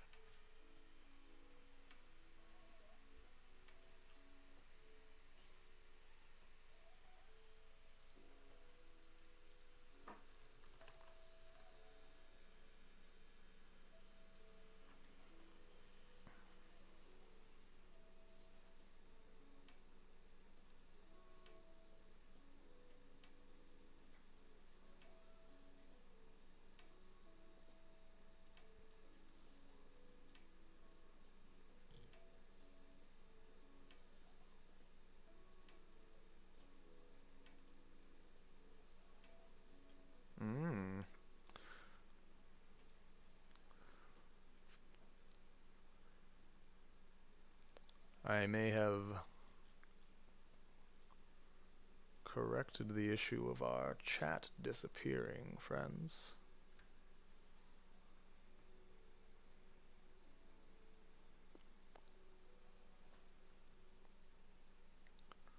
We shall see. We shall see. A, B, C, D, or E.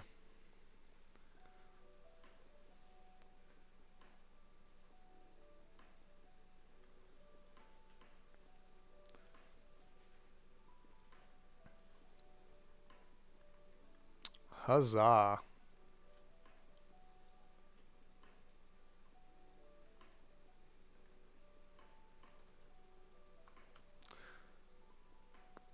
Thank you for assisting me in another technological difficulty. Now I've simply to make it look more like art, that a poor Toreador might be enraptured by the beauty of our lovely little stream of Elysium. We've another 30 seconds to decide before I use the die to decide upon the tiebreaker ourselves.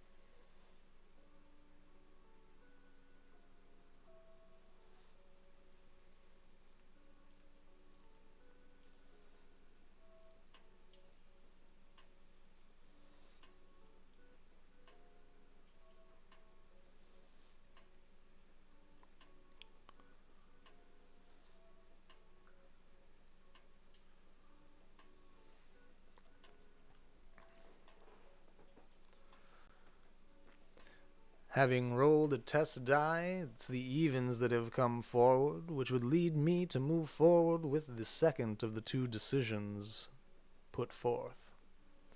Barring any dissent, we will take that option in 5 seconds' time. Suppose 3 seconds wouldn't be quite enough time for you to even respond.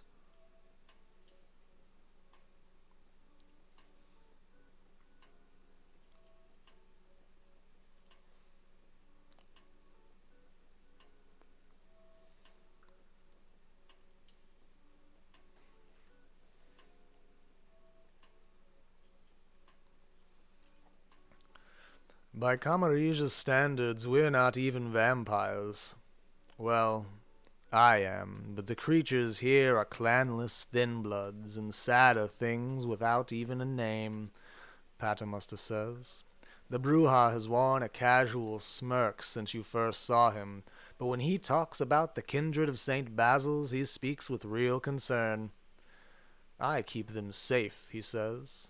So what if a few dying people die a month earlier? Or if they're sad when they go? Death is always sad. Hospitals are never places of healing. Not anymore. We take what we need to survive. Or we did. Now we have a real problem. The new director, Corelli, she's spoken with the city about a full renovation. Windows, no one. Floor-to-ceiling windows. And worse, a remote administration system. If that happens, half the kindred here are doomed. I don't want that, and neither does Prince Leto. Director Corelli's already installed cameras upstairs. Her monitoring station is right down the hall. She fucking knows who I am. Not what I am, mind you, but what if she figures it out? You wait for Paternoster's offer. Technically, you've already done your job, but maybe this is an opportunity to move into the ivory tower itself. The information Leto sent me is enough to get rid of Director Corelli and return the hospital to my direct control. There won't be any renovations, any threats to my people or to Leto's base of power. But I need help. My people, they're all right. But look, they're fucking worthless when it comes to this kind of work. I'm going to need help getting this information onto the director's computer so we can make sure she's stopped. And of course, I'm willing to pay. $1,000 once it's done. Plus, there will always be a place for you here. It's not much, but a vault in the morgue is better than a morning in the park, you know? So, are you in? 6 choices comprise this decision, kindred.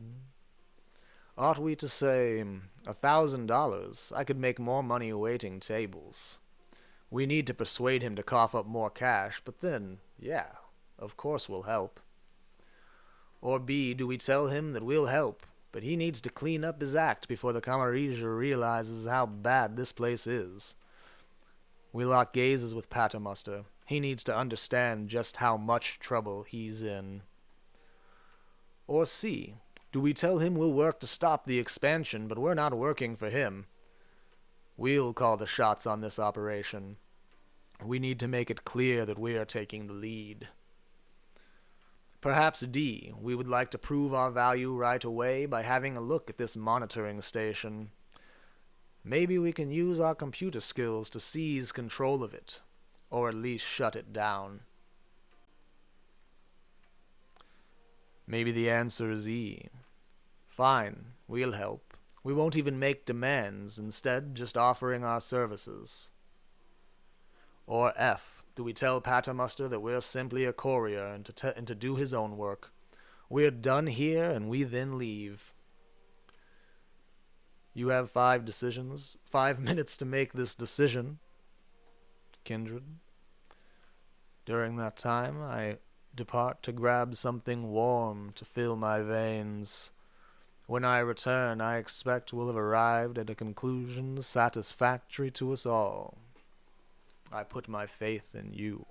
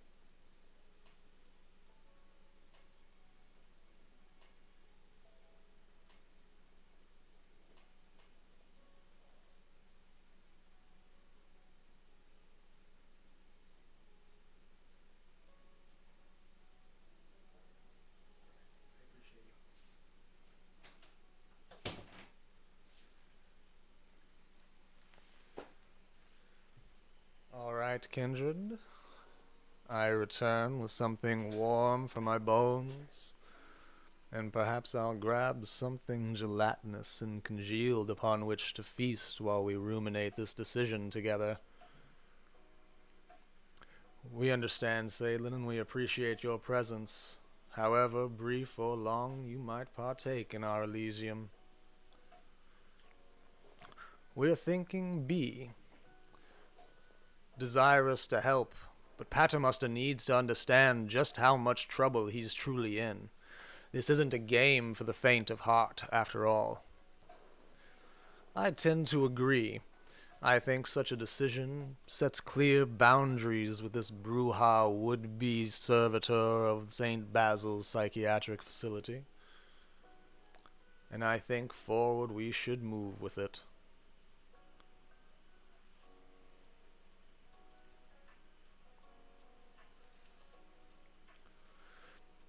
I'm doing what I can, Paternoster snaps. After a brief and acrimonious argument, the brouhaha throws up his hands and says, "Fine, fine." He slumps back into his errand and rubs his temples. You're right. And Leteau is right. They're lower than dogs, and we need to keep them in line. I'll deal with it. He swallows and glares at you. And you know that whatever Paternoster will have to do to deal with it, he partially blames you. He's going to be difficult to work with going forward. The black rotary phone on Paternoster's desk rings. Hello, what? Well, the blood can't be everywhere. Surely that's an Okay, fine. Okay, I'll get... Okay. 5 minutes. What? No, Sissy Spacek.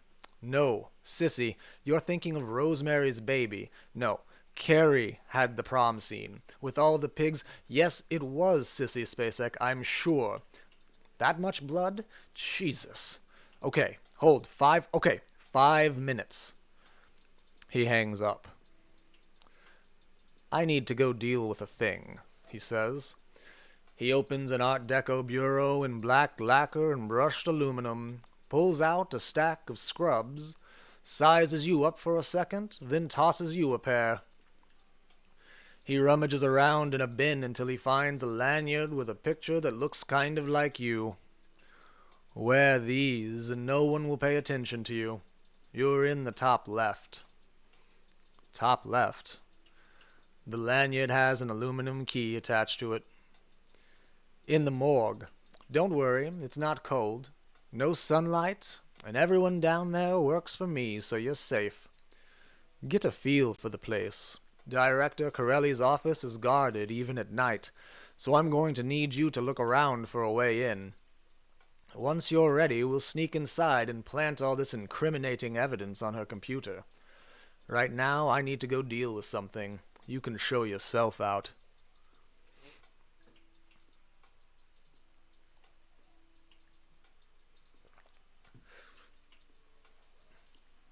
You change, stuff your regular clothes into your messenger bag, and head to the morgue.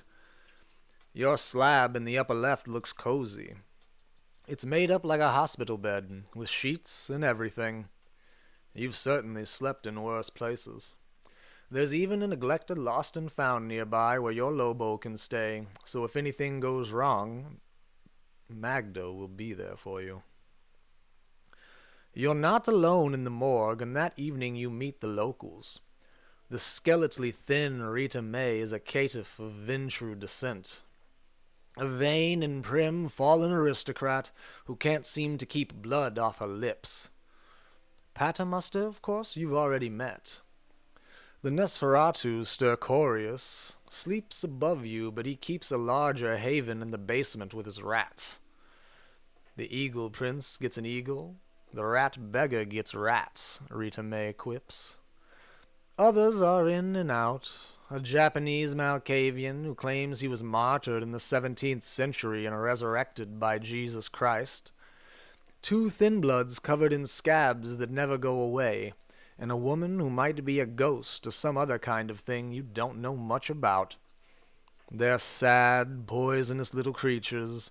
The increasingly elitist Camarilla would be disgusted to count them as members. You spend the next few nights just getting a feel for the hospital, its deranged layout and its ugly, secret little corners where the sick huddle and the vampires feed. Followed by Magda in her service dog vest. You listen in on doctors and insurance executives as they conspire and embezzle. Nurses as they sell opiates to patients and people waiting outside. Doped up patients who keep asking what happened to their cell phones and if their families know they're there.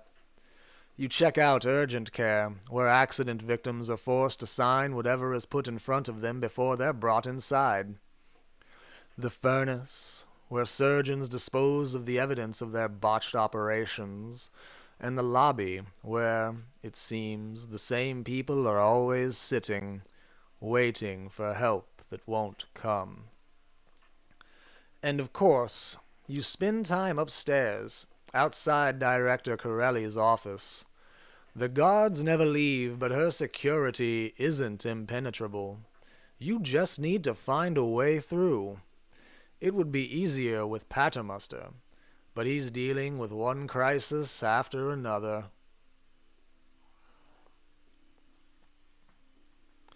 With your scrubs and lanyard, you're able to move freely around the hospital, but you're starting to feel watched. You're invisible to the regular guards, the dull-eyed men and women with black St. Basil polo shirts and bright yellow tasers, but you keep seeing people with short-cropped hair, military boots, and black windbreakers that are just a little too heavy for the weather outside. The blackjackets operate out of a sealed, windowless office separated from the mostly abandoned rehab services wing by particle board walls and old office equipment. And they keep looking at you out of the corner of their eyes. The more time you spend in the administrative wing, the more they look at you. It's different people every time, but you're sure they're professionals. You're not sure they know what you are, but there are too many of them, and they follow you too closely whenever you're in the public areas of St. Basil's. You don't want to approach the director's office until you know more, but you'll have to be careful. Too many mistakes will expose you and Patermuster's followers, a clear violation of the Masquerade.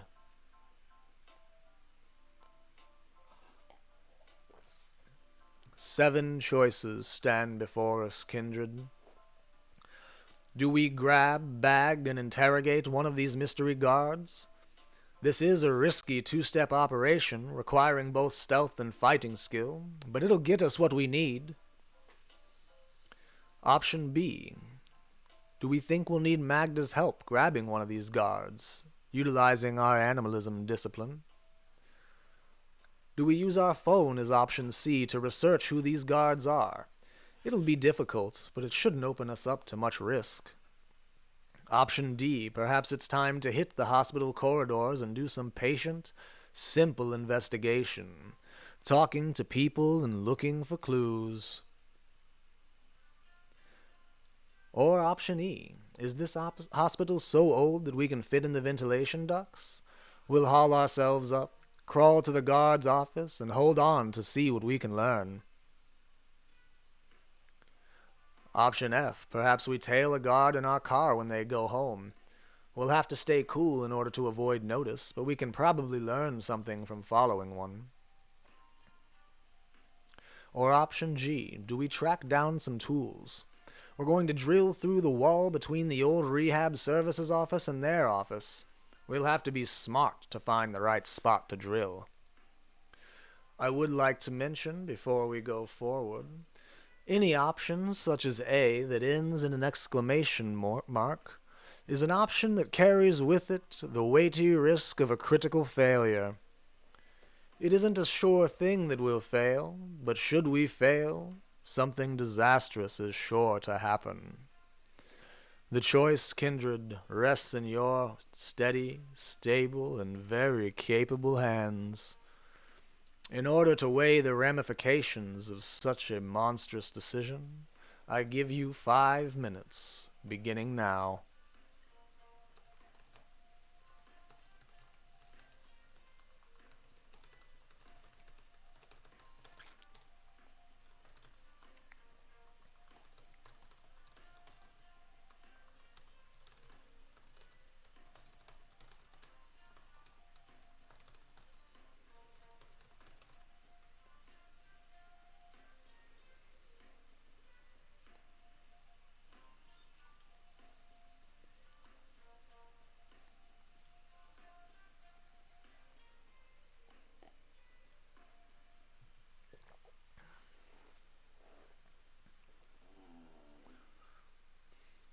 My own famulus, Magdalena, in the background growls her discontent.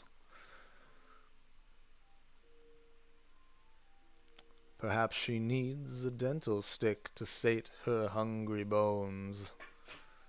And undoubtedly she would love to have her lovely little head pet. While the kindred decide and ask their questions, I will offer her supplication.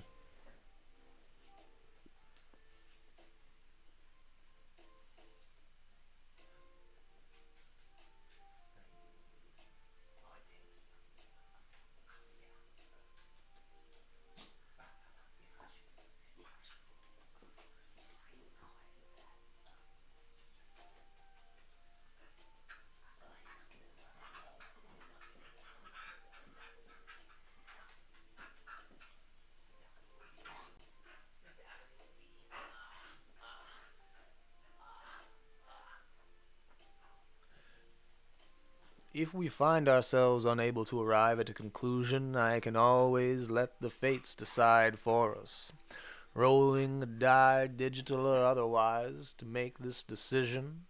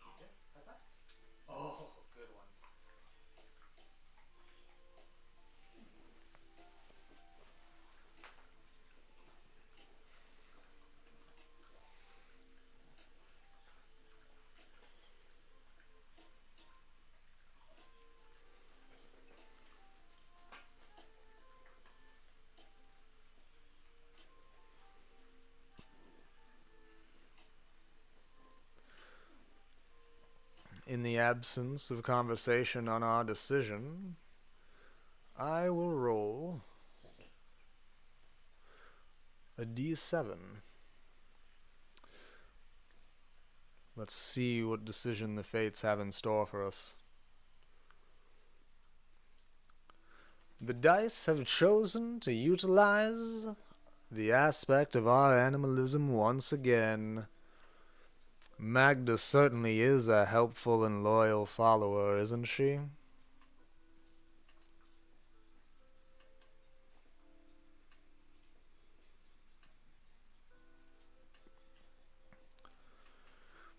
You glide right up behind her, totally silent on the rough tile floor, and catch her in a blood choke before she sees you coming. She's stronger than she looks, and fights like a trapped wolf. But it doesn't matter. You have all the leverage, the element of surprise, and a huge wolf pulling on her boot. In a few seconds, she drops against the stall. You wait a few more seconds to make sure she's not faking, then grab her phone off the floor. It's still unlocked. The woman groans. You could take her hostage. You have an empty room with a folding chair and a naked light bulb right down the hall. just waiting for her.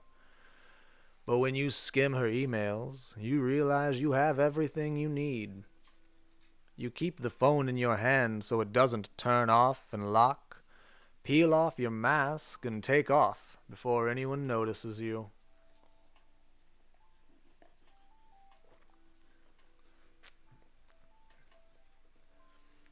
Back in your office, next to the morgue, you open up the guard's email and hurriedly transfer everything you can to your own phone.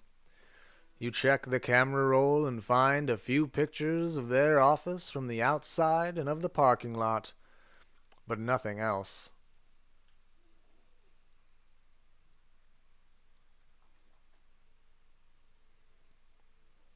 The phone suddenly goes black and reboots. When it wakes up again, it's been reset to factory defaults. That's a nice trick, but you already copied the guard's emails. You destroy the phone and spend the next few hours sorting through the correspondence.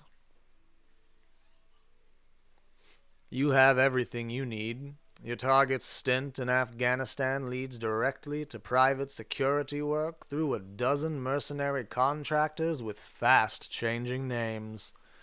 Then to a company called Roadrunner Protection Agency that was investigated in 2016 for its connections to an illicit opioid distribution network that ran all over the Southwest. The company disappears by 2017, but the network definitely did not.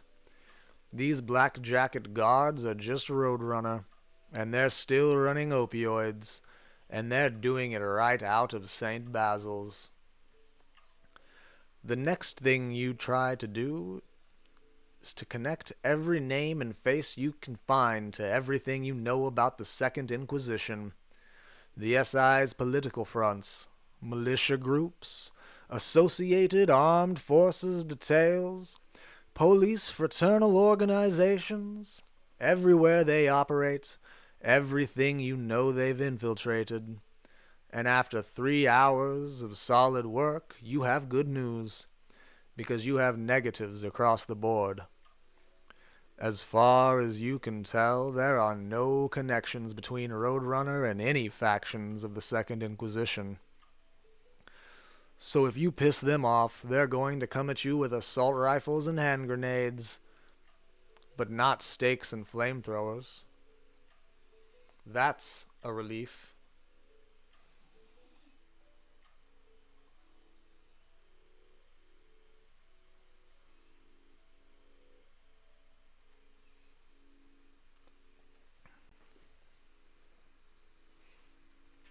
I trust we're all still feeling well as we move forward.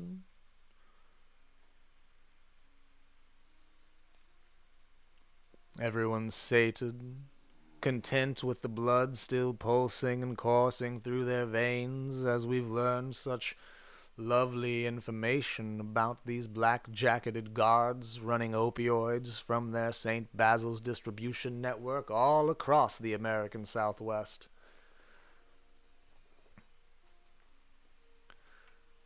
The Roadrunner guards are busier now, but they're not paying any attention to you. You spend a few nights scouting the hospital director's office, figuring out ways to get inside. I'm glad to hear you're doing well there, astrophysicist. It surely wouldn't do for our Keeper of Elysium to be having a bad time. Patermuster has been unavailable for several nights, even though you've made it clear you'll both need to act soon to make the upload. He returns to the morgue before 7 p.m., just as you're getting dressed after a shower. "I want to know," the Bruja shouts back over his shoulder, his ragged voice echoing down the halls. "Answers, or you're cut off." The thin, pitiful wails of the ghouls reach your ears as you shrug into your pea-coat. Denied vitae, the blood of vampires, St. Basil's ghouls will soon resume aging if they don't go mad from withdrawal first. That's a serious threat Paternoster is making. The Bruja stomps past you, his eyes burning, and he slams his fist into one of the slab doors, denting the metal. Then he rips it off its hinges and flings it against the far wall. You know the reputation of the rebels for their terrible fury, so you wait for this storm to pass. Finally, Paternoster squeezes his temples and crumples against the wall of the morgue. He's ditched his scrubs for a tweed jacket and a bow tie, like a mid-century doctor on holiday. What happened, you ask?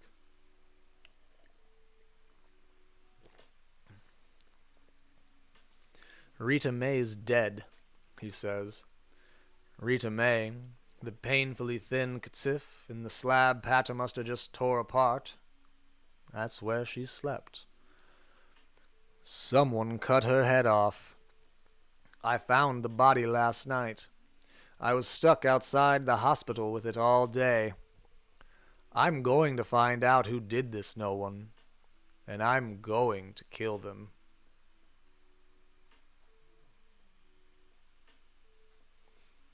He glares at you with red-rimmed eyes as if you might be responsible.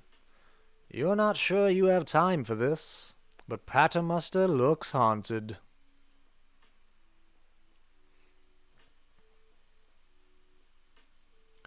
Seven choices stand before us, kindred. Several new options upon which we must act with only one. Do we respond to Paternoster with option A? Tell me what you know when we get back. We'll deal with this once we've fed. Or perhaps option B is more palpable. I don't have time for this. Pull yourself together and stop looking at me like we know anything. We're doing his job and we won't be threatened. Do we instead, with option C, try to reason with him and persuade him to be sensible? Let's focus on saving the hospital first, then we can investigate. Sound good? We're not wasting time on a dead catif. We have real work to do. Perhaps option D is better. Show us to the body. We'll run an impromptu medical examination and autopsy to see if there's anything we can glean from the body.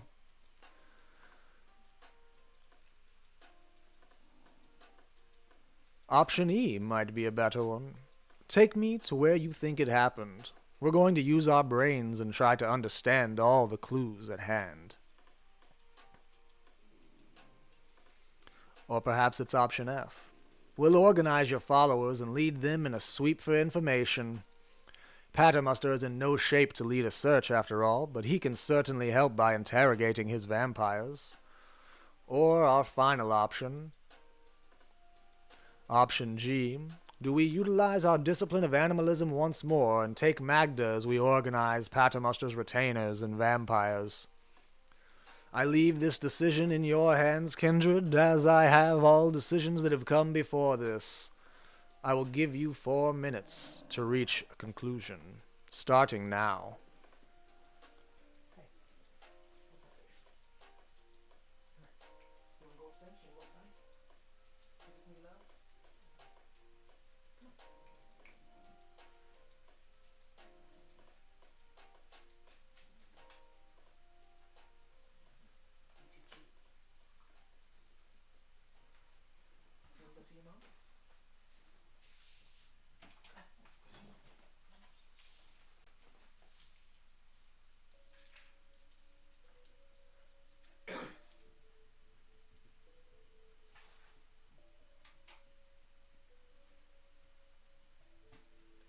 The hounds often have minds of their own, I find. In the absence of an equitable solution to be discovered, I can, of course, leave this decision with the vicissitudes of fate, rolling another die to determine where next our neonate wanders.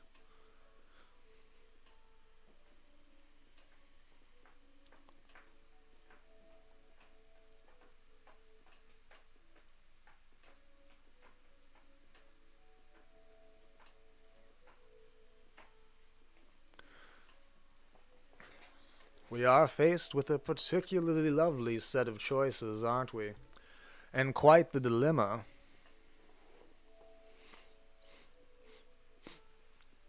Seems the keeper of our dear Elysium might be interested in running an autopsy with the intelligence from our former naval officership. Surely we gleaned a thing or two about medical practices, even if we weren't the best officer in the field.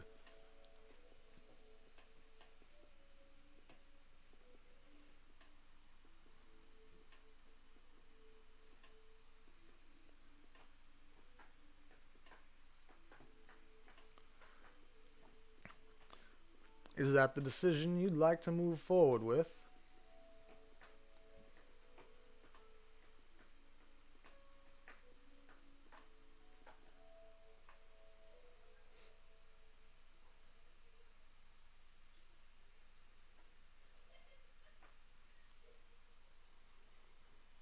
You have but a minute and a half left before the decision expires and we move forward with what has been postulated thus far.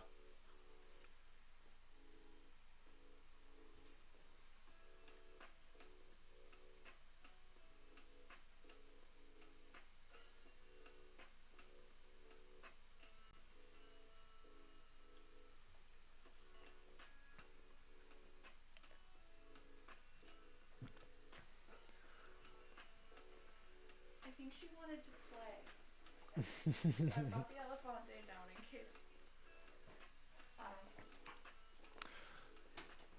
Maybe if we almost kill our person, Noodle can bring him back to life with an Elefante.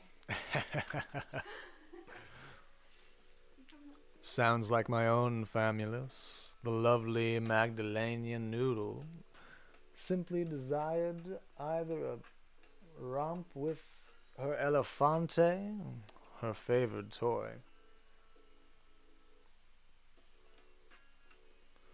Ah, welcome, Aparius. Oh, I do hope I've said that correctly. I know we recently discussed the ramifications of the decision to mispronounce names. We're glad to have you. How was your dinner? We stand on the precipice of a decision. That sounds lovely. Please tuck her in, give her our well wishes, and we'll see you very shortly.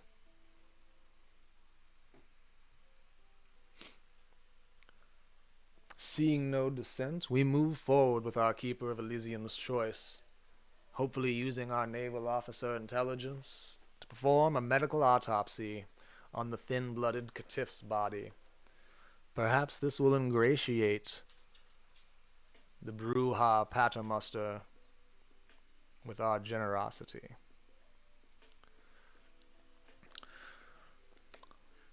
The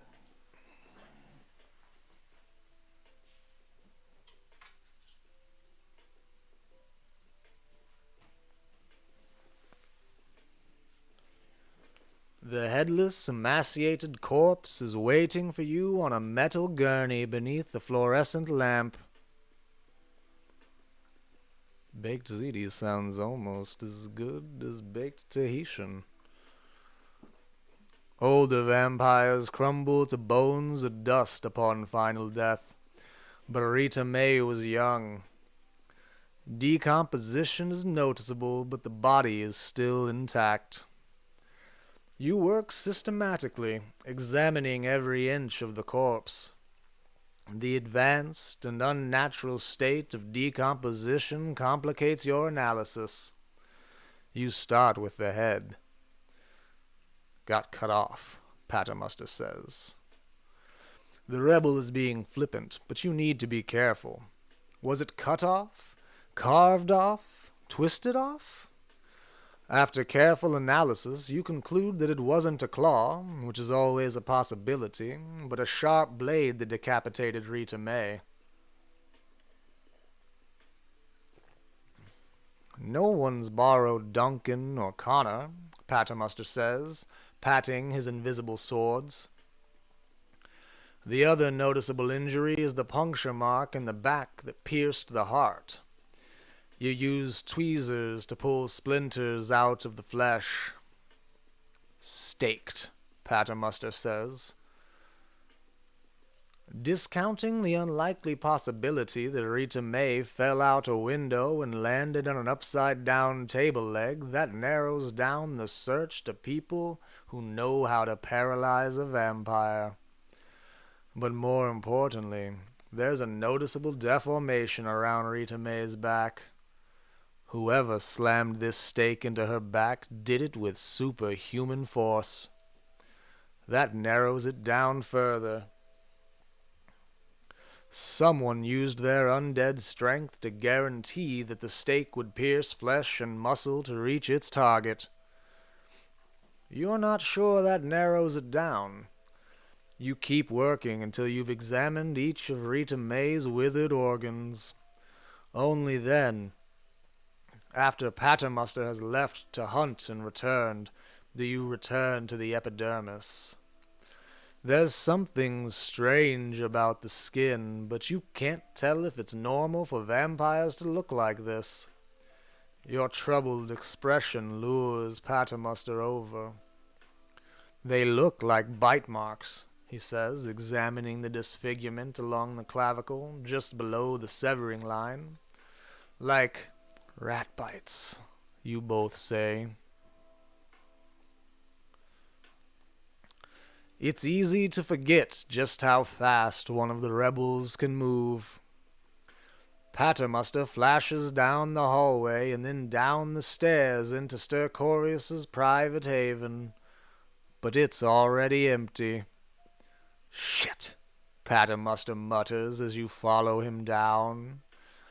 The Nosferatu has stripped the place, leaving only a few pieces of furniture and the ever-present rats. Paternoster throws open the door as if expecting to see Stercorius just outside. But he's long gone. At least we know who did it, the Brujah says. But if he returns, I'm going to have to destroy him.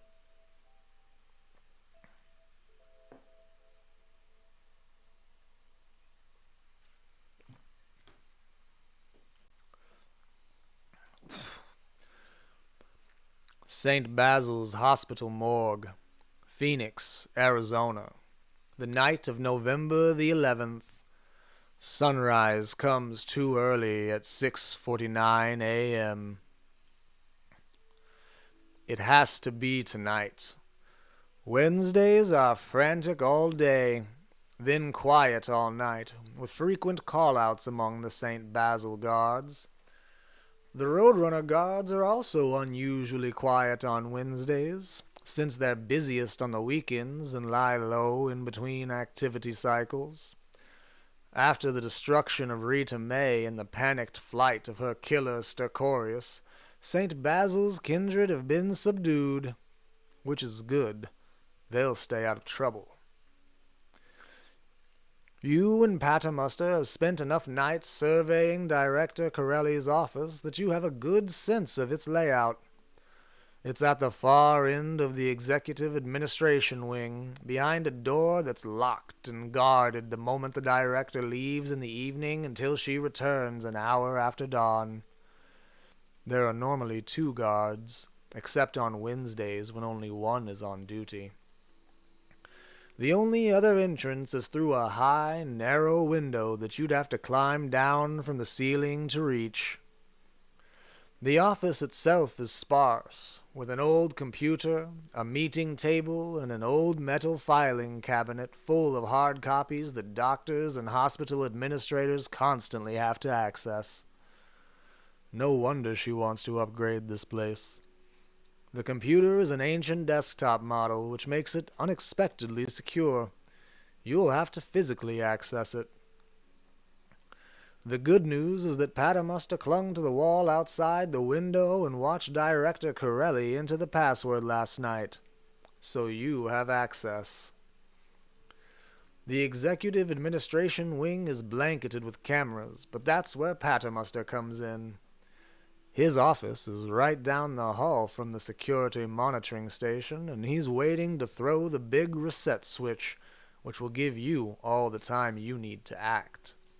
Then, all you'll need to do is reach the director's old desktop unit and enter the password. You're not sure what sort of approach to take. You've avoided triggering any alarms, so you haven't drawn much attention in your time here at St. Basil's. Security is minimal, but still present, and you're uncertain whether to employ a technique that you totally confident in, like using your Lobo, or if you should risk something chancier that might net a greater reward once you're inside and able to look around. 6 options stand before us, kindred of the night, only one of which we may employ.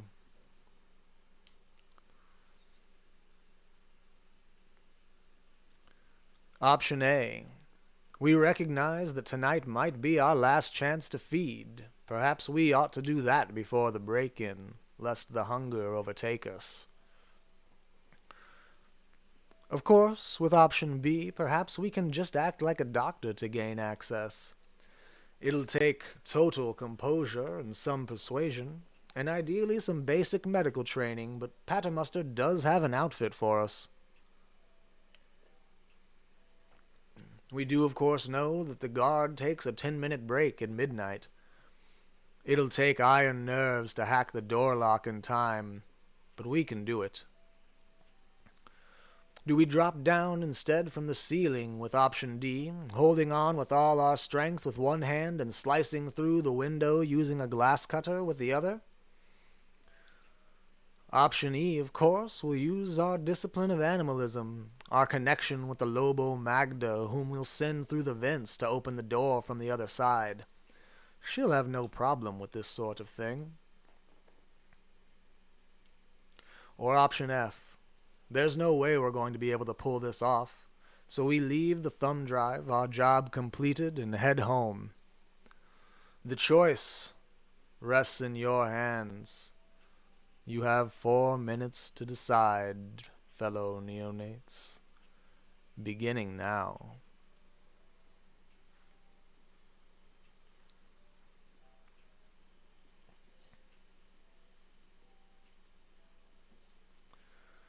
To any just joining us, I'd like to welcome you to our little Elysium. Feel safe in the sanctitude of this space, and join us in choosing the decisions which will shape the path of this young neonate, 11th generation no one of the Gangrel clan.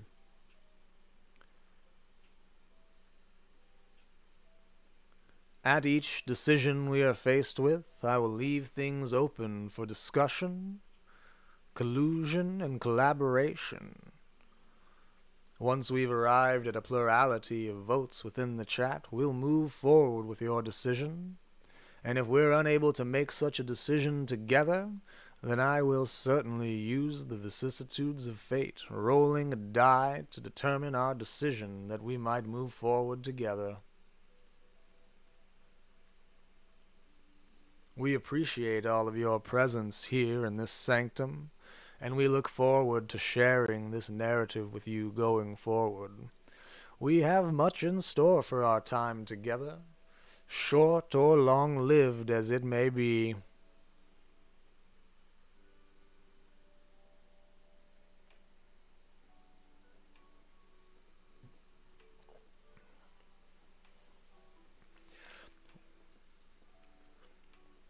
Is that, Astrophysticis, a vote to act like a doctor in order to gain access to the room?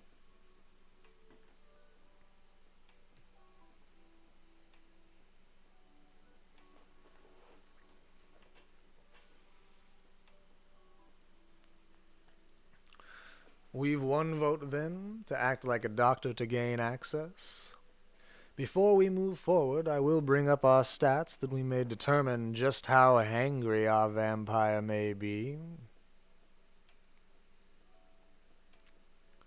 We've gained only 1 more point of hunger, but the hunger does gnaw at our belly, blood sluggishly crawling through our veins with all the power of the 10 generations of Cainite between us and our initial forebears. The hunger is strong enough to prove a distraction, but not strong enough that we might frenzy. Yet.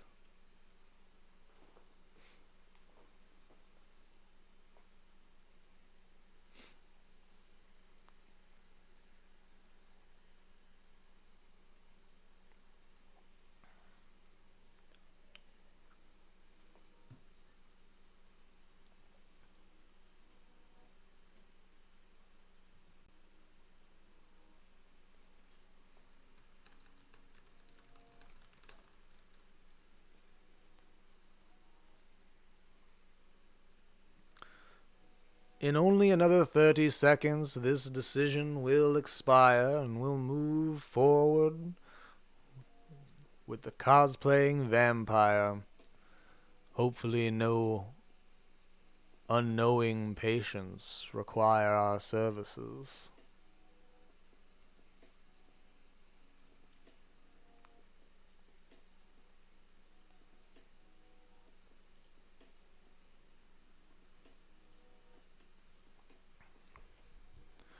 And the time for this decision draws to a close. We can act just like a doctor to gain access. It'll take composure and persuasion, which may prove a difficulty given the hunger rising in our bones, wet though they may be, and ideally some of the basic medical training we may have been provided during our time in the Naval Officer Academy, but Paternoster has just the outfit to aid us. The St. Basil guards aren't outright stupid, but they are incurious and obedient to authority. You shrug on a coat and a stethoscope, check yourself in the reflection of the morgue's metal doors, and tell Paternoster, kill the cameras in 5 minutes. The executive administration wing is empty except for a custodian emptying the recycling bins. The guard is playing games on his phone. You approach and gesture to be let in, but you already have the feeling it's not going to work. "Who are you?" the guard asks. "Doctor..." You hold up your lanyard. The guard examines it and says, "You need the paper records inside?" "Yes," you say. "So if you could just..." "Hold on," he says. He steps away from you and places a text. "I just need some confirmation," he says. But you know he's lying. 2 more guards come around the corner, one to your right and one to your left, both holding their bright yellow tasers. You run for it, back to the main corridor, but they follow you. Before you can consider what to do, someone pulls an alarm. Patients panic and swarm into the corridors, buying you a few seconds to act.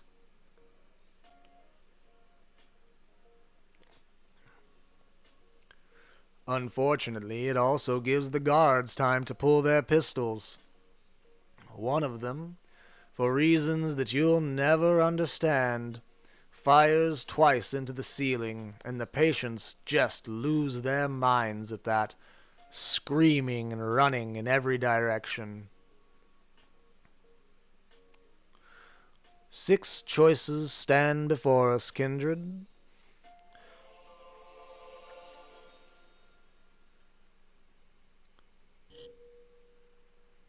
Oh, thank you for that, host, Vancouver by Night. It's always welcome to see another kindred in the lovely sanctum of our Elysium. How has your night been treating you thus far? You're just in time for our young, intrepid neonate to have made quite a mistake, trying to bypass the guards of the Hospital of St. Basil's, cosplaying as a doctor. Unfortunately, he's been found out, and the guards are pulling guns. Perhaps you'd like to assist us in making our next decision. We can either A. Dodge and weave to get out of the line of fire, moving fast before we get shot. Perhaps B. We stay calm and blend into the crowd, which will take both a knack for hiding as well as great composure. We'll then slip out of the hospital. Option C is that we lead the civilians right into the path of the guards to prevent them from shooting us. Option D, we have no time for the masquerade. We'll push through the crowd, grapple one of those guards, and drink him dry. Perhaps E, we grow out our claws and rip these guards to bloody shreds. The masquerade is someone else's problem now. Or option F, do we utilize our much-beloved discipline of animalism to order our Lobo Magda to rip those guards apart? 3 minutes stand before you, keepers of Elysium, followers of the masquerade. In those 3 minutes, discuss, decide, and in the chat let us know what decision we ought to move forward with. Things are tense, but there's always an answer. The choice is yours.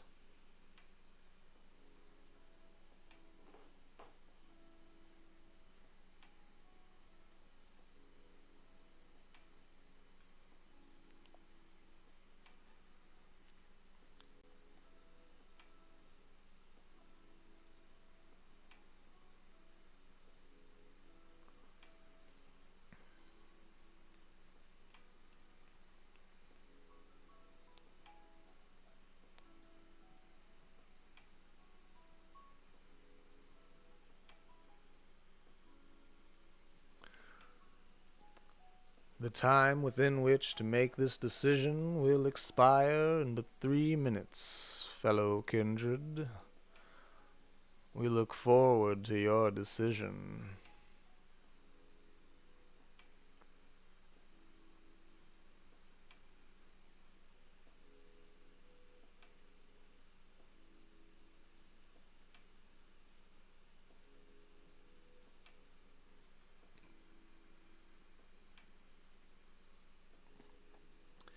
Barring any decision by our fellow kindred, we can, of course, make such a decision ourselves.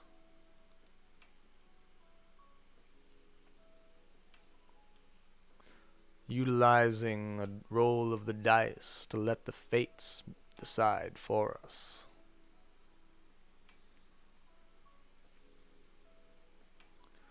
A minute and a half remains before the time when this decision expires, and we must move forward.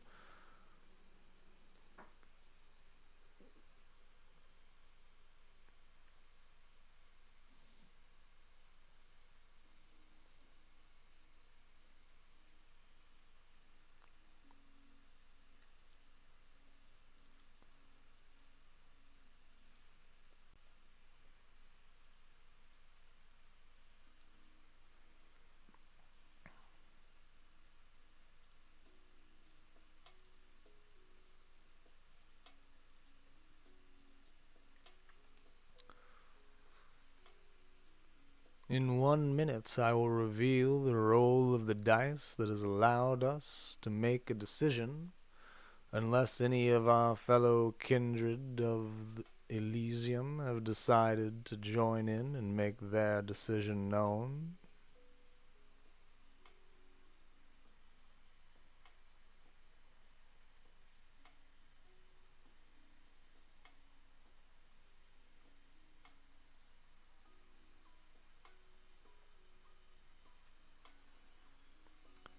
Vancouver by night. Have you any input? How has your night been going thus far? We do appreciate the follow.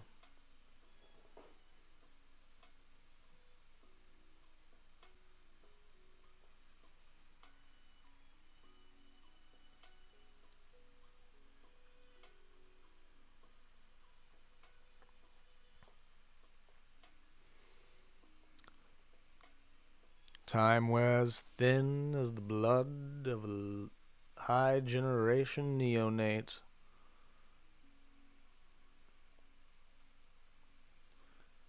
The roll of the dice would have been disastrous were it actually making a choice of our actions.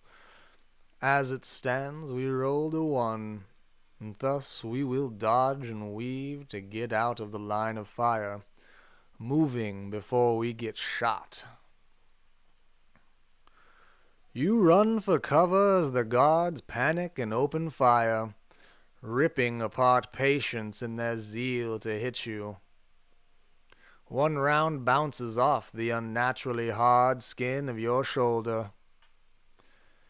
You dart around the corner, but more guards are coming, along with regular police.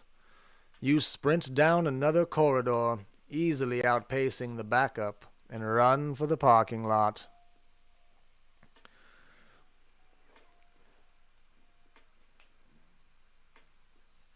You hit the parking lot at a run, then skid to a halt when you spot 4 police officers with automatic rifles getting out of a blue-black SUV. But they're not paying attention to you.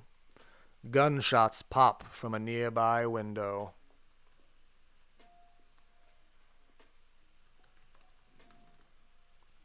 The cops scramble for cover and then return fire. You can't see who they're shooting at. Maybe roadrunners. But the firefight gives you time to act. You can see your Honda on the far side of the parking lot from the cops, but you're not sure how to get there. Another vehicle screams into the lot. It's an old Ford station wagon. The man driving it has the graying crew cut and hard eyes of a veteran police officer or private security specialist, but he doesn't seem to understand the extent of the chaos. He jumps out of the station wagon and shouts to one of the police officers.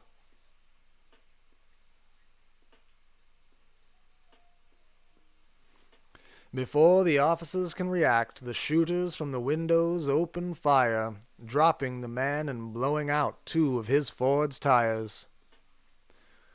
More St. Basil's guards spill into the hospital's main entryway right behind you. They open fire without even looking, shattering the glass doors.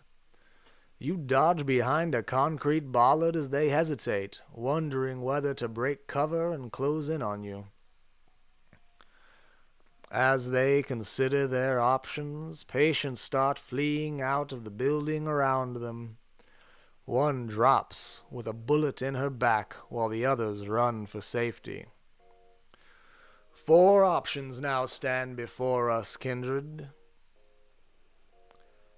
Do we, A, just run as fast as we can, relying on speed to reach our car before the cops turn and shoot? B, do we know that there must be a smarter way to approach the car and take a moment to look around?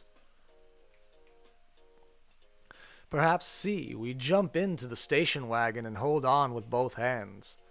With a steady hand on the wheel, we can nurse the damaged Ford and roll it up to our car before jumping in to get away. Or D, do we utilize our discipline of animalism to send Magda at the cops? Not to attack, but simply to distract them. You have 2 minutes to make this decision, kindred. 2 minutes to weigh your options and decide how best we ought to proceed. That time begins now.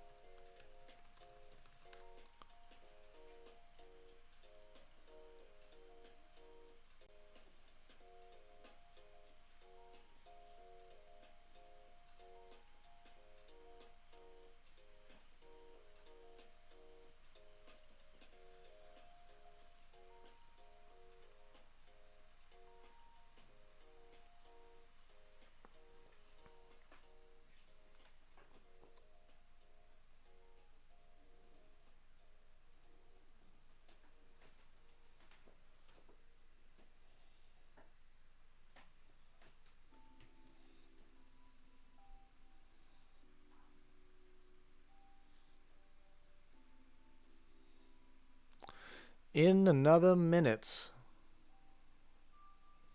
we will allow for the dice to make this decision for us, unless one of the kindred taking up residence in our lovely Elysium would like to make the decision for us instead.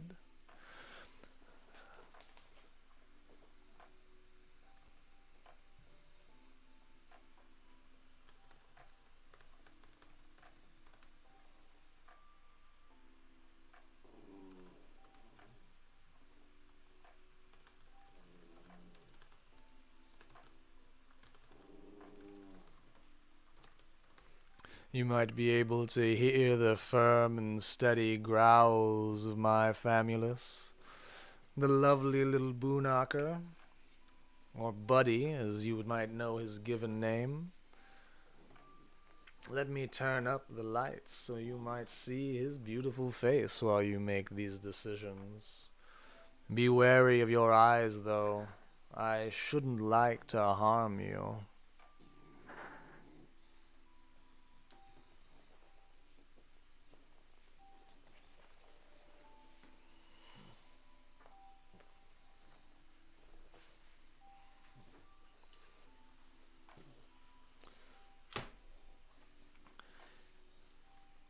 Such a sweet boy he is.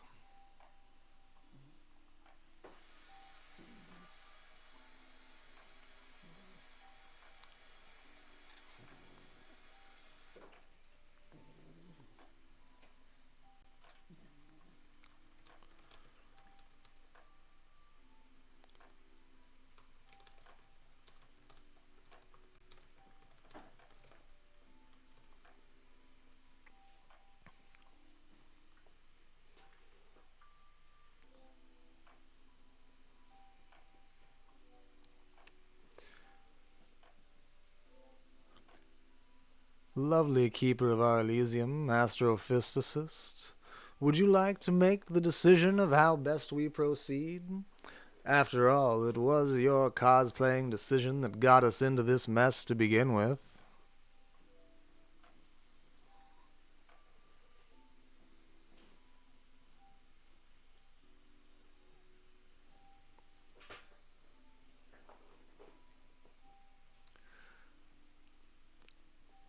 I have, barring any decision from any of the kindred listening and watching our feed, rolled a dice, by which I've determined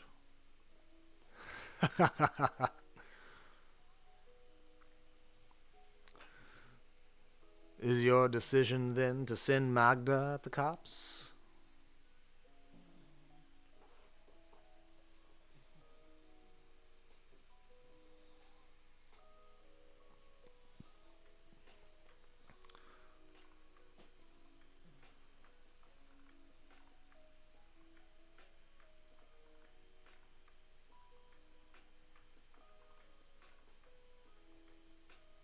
Animalism it is. We send our famulus along. You signal your Lobo, who rushes right out into the middle of the parking lot, then veers off at the last moment, ducking behind a Mercedes SLK. The cops track Magda and shoot the Mercedes to pieces, but she's already under cover. Typical. Next, Magda darts in front of the cops at the entryway, causing them to waste shots firing almost blind into the darkness. 3 options stand now before us. Option A, we just run as fast as we can, relying on speed to reach our car before the cops turn and shoot. Option B, we know there must be a smarter approach to our car, and we take a moment to look around. Or option C, we can jump into the station wagon and hold on with both hands. With a steady hand on the wheel, we can nurse that damaged Ford and roll it right up to our car before jumping in. You have 1.5 minutes to make this decision. Starting now.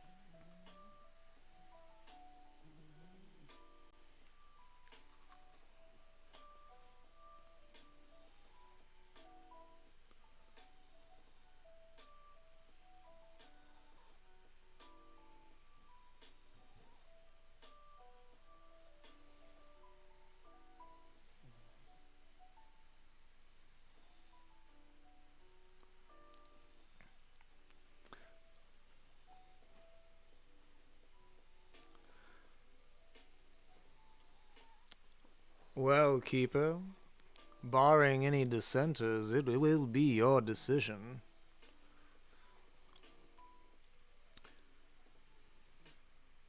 How do you decide?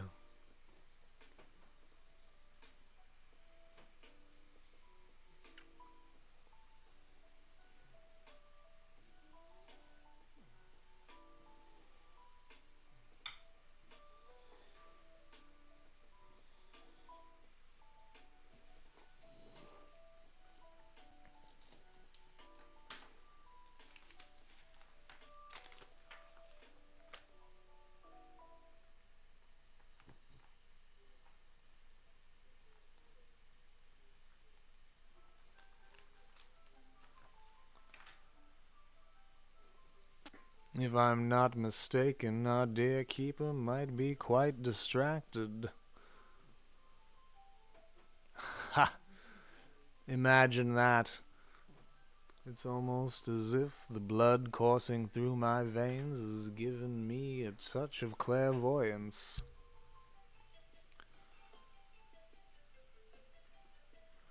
We'll allow another 30 seconds before we make a decision for the Keeper. In that time, I think I'll allow myself to grab a gelatinous and congealed snack.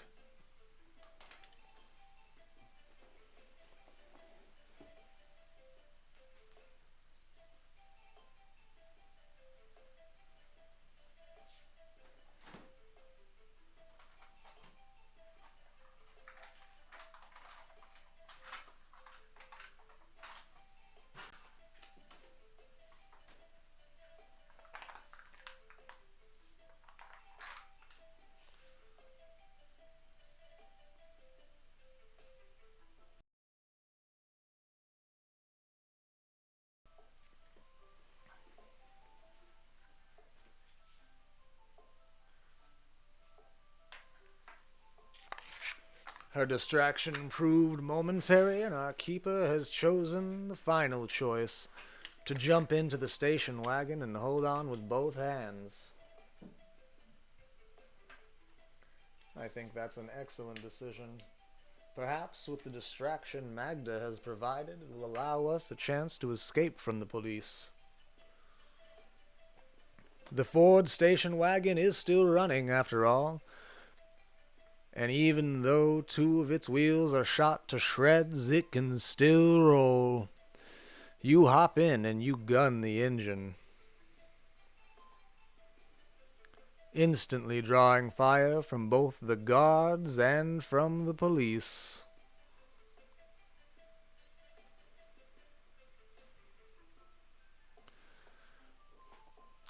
August 2005. You know how Gandhi is super aggressive in Civilization? Julian says as you both watch the lunatic try to dispose of the dead prostitute. What? You say?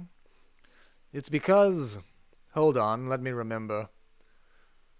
It's because in the game's original code, Gandhi was given the lowest possible aggression rating.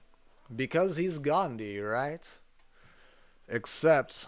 sometimes you could do things to lower aggression ratings, and that would make it a negative number. He's gonna hear us, you whisper as the raggedly dressed vampire keeps trying to stuff the woman he murdered into the dumpster. But the game couldn't handle negative numbers, Julian says, fiddling with a broken rake handle. So if you went negative, it would flip back over to a super high positive number, and then Gandhi would want to nuke you, right? I don't understand. So here's the thing, no one. You're a Cainite now. You're more than human. And sometimes your power, or just your nature, mean you do so well that even if you succeed, you still fuck up. Like this asshole trying to hide the dead hooker. A hunt so perfect that he lost himself in the kiss and ended up killing someone. Or that sewer rat who started shit with us last month. He knocked you right through an adobe wall, and then he just went crazy. Who the fuck is there? The ragged lunatic says, dropping the corpse and pulling a snub-nosed .38. He peers into the shadows where you and your mentor are hiding. So don't forget, Julian says, you have to get it just right. Too little, and you'll blow it. Too much, and you'll make a mess. You gotta, I said get it, who the fuck, just right. Julian darts forward through the shadows of the alley, faster than you can see, and transfixes the vampire through the heart with his stake before the ragged man can squeeze off a round. Another night, another job, Julian says. Throw him in the tracker and we'll drop him off for the prince. Appears we've unlocked an achievement. The Ward Shadow achievement. We infiltrated St. Basil's hospital without raising any alarms. Until the end, at least. You gun the engine as bullets thump into the station wagon and feel your rage building. You throw it into reverse, crashing into a parked ambulance, then accelerate hard. A patient goes down with a scream under your shredded wheels, but you floor it anyway as the Ford lists and its rims spark and scream. Then you gun it and crash the Ford right into a nice, cushy Lexus SUV right next to your Honda. Perfect. You hop out as bullets pepper the Ford and the Lexus. You start up your car and scream out of the parking lot as the cops and guards keep shooting at the Ford. So, it looks like the hospital will stay as it is. You doubt Prince Leteau will be happy, but then again, you're only a courier, and at least Paternoster is not outright hostile to you. A few miles southeast of town, you pull over and swap out the license plates. When you pass by the Motel 6 where you dropped off your old phone, you see that it's been burned to the ground. It's been leveled so thoroughly you have to check your map to make sure you're looking at the right place, because it is just gone.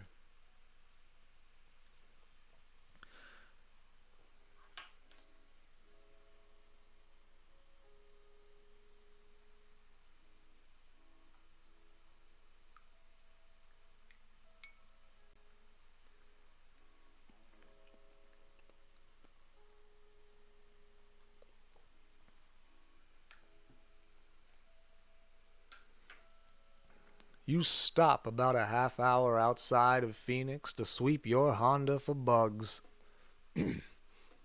You don't find anything unusual. It looks like no one really paid attention to your car. But your thoughts turn to everything you learned about the Roadrunner guards and their opioid smuggling. You could certainly put what you've learned to good use. 5 options sit before us, and Kindred, as always, the choice of how to proceed is yours. Do we A, turn everything we've learned over to the police and get that drug smuggling ring shut down?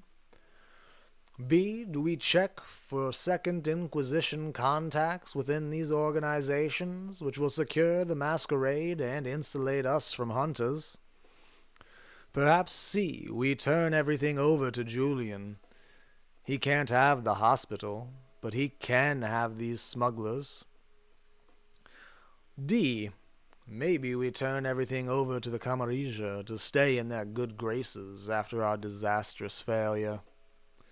Or E, do we drain their accounts and transfer everything they own over to us?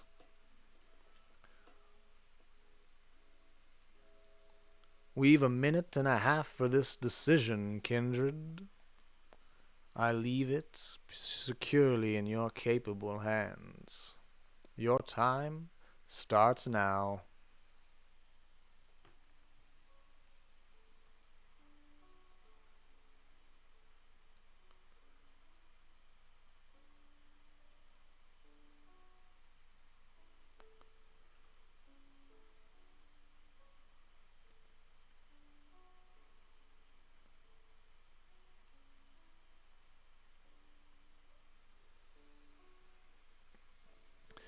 I agree.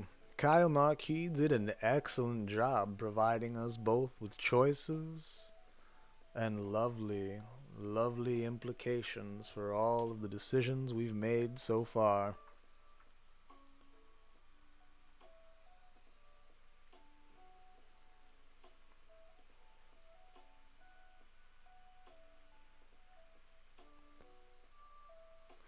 Well,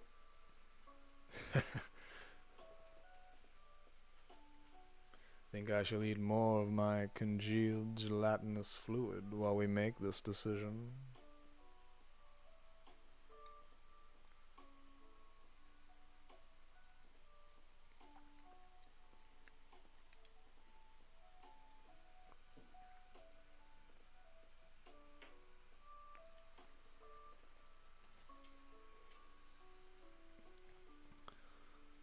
My other lovely famulus has arrived.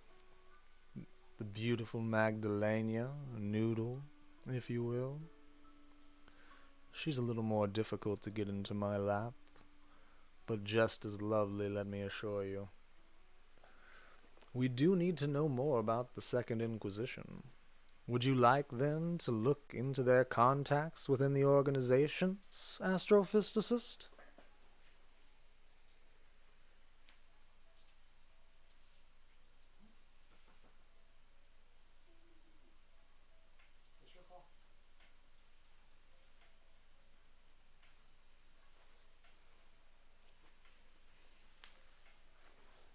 Well then, as our time for the decision has expired, we will check for contacts in these organizations. Though no one here seems directly affiliated with the Second Inquisition, kindred are creatures of the shadow world, and you know how to use this kind of petty crime to hide your activities. Any mistakes other Arizona kindred make, by feeding information to hunters and journalists about a criminal conspiracy. When they uncover the truth, it won't be vampires, it'll be something as mundane as a drug ring, and you'll be safe. You're back in Tucson by 3 a.m. Another job done. Early the next night, you roll past the Viper. One of Prince Lato's people recognizes you and hands you your payment. You take a moment to make sure the money adds up. Then you return to your parking garage and park the Honda. You secure your parking garage, rechecking the security systems you established upon moving in, and go to sleep.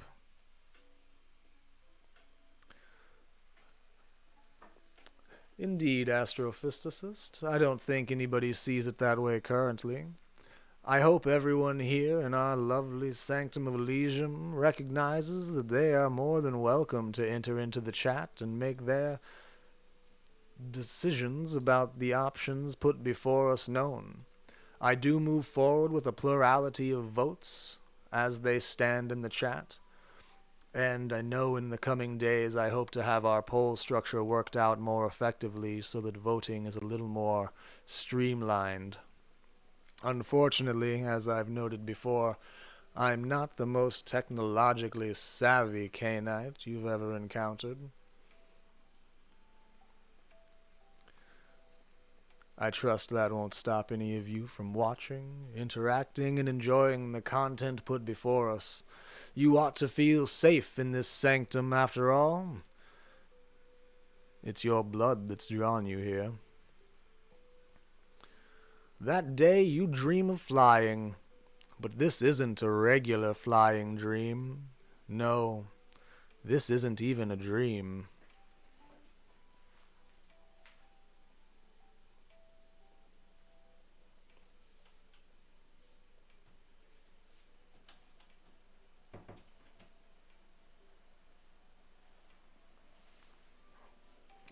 A memory. Or is it real? You're in an old single-engine prop plane, high above the desert at night. You can almost reach out and touch the moon. You spot the Italian fighter plane too late, and a moment later its twin Vickers are ripping into the wings of your Albatross D3.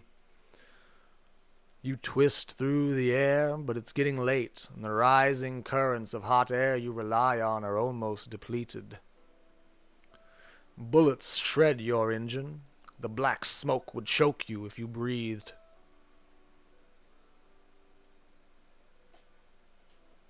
For the past 3 weeks, it had seemed as if all of the Sahara held only 2 planes. In seconds, you realize it will hold only 1. Flames spread across your cockpit, but you know this is a memory. You tell yourself that you already survived this, but you're struggling to remember how as smoke swirls around you. Did we survive, Kindred, by A, yanking the control stick down with all our strength and skill? Crashing, after all, is often safer than burning. Perhaps B, we kept our composure and nursed the engine, ignoring the flames and holding the Albatross aloft for as long as we could. Was the answer to our conundrum instead C, that we were nimble enough to jump and roll within the sands? Or D, did we listen to the sound of the wind over the damaged wings and use that to guide us down to the safest possible landing? In 2 minutes, the time for this decision shall expire, Kindred, and at that time we'll move forward, knowing exactly how we survived this attack on our livelihood. Your time begins now. Please feel free to discuss amongst yourselves the ramifications of such a decision. We welcome all viewpoints.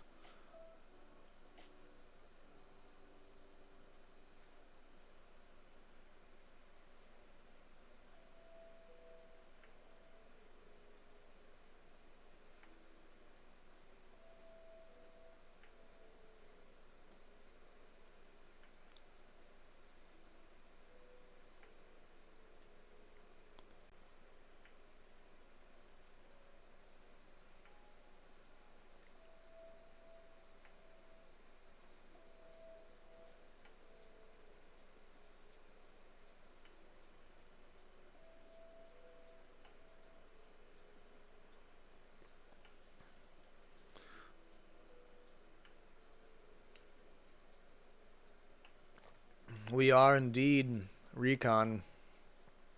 It is very likely that our time and naval training will allow us to jump and roll without breaking our legs as our plane crashes in the Sahara Desert.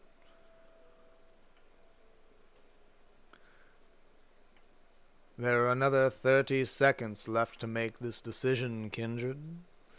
If our Keeper of Elysium is the only one offering a suggestion, that is one that we can move forward with. But if there are dissenters or other opinions, we would love to welcome them into the fold.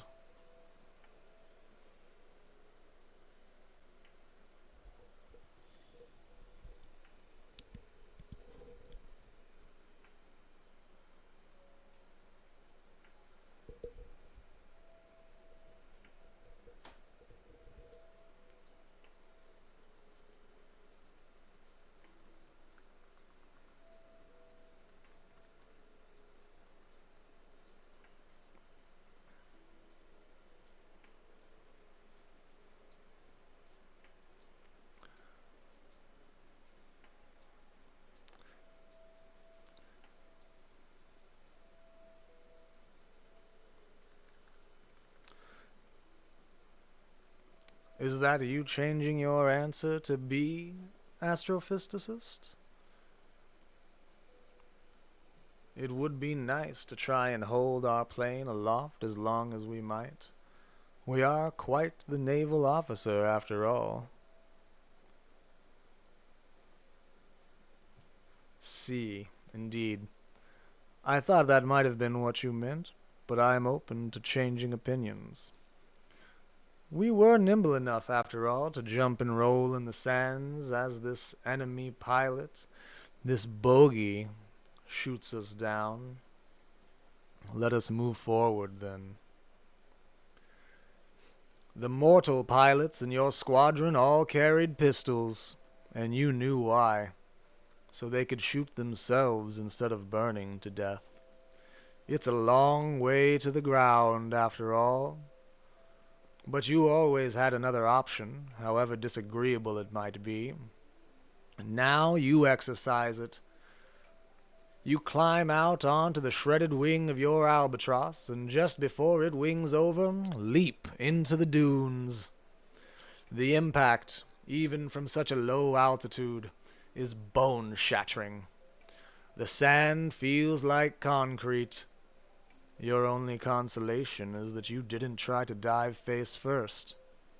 And you've escaped the flames. And as you drag yourself away from the wreckage, you contemplate what you've learned these past few weeks. October 1917. Before this war, you kept to the ways of the Banu Hakim, if not exactly to the ways of the mortal empire in which you exist. And in these times of chaos, you have come to respect the elders and their ways even more. Not just your own elders, even the traditions of the others, the Camarilla, have earned your grudging respect. Princes and primogene, laws and mutual respect, backed up by the wisdom and power of the elders, as the world grows more complex in these modern nights. That is the only way Cainites can thrive. The three options before us, kindred of Elysium, stand as follows. The traditions, however they are called, keep us safe and separate us from savagery and endless war. Or B. The traditions and the elders are usually fine, but we will not swear an oath to them unless we must. Or, with option C, do we defy this false belief? The elders are parasites, their laws are traps, and we must shake off their yoke wherever we can.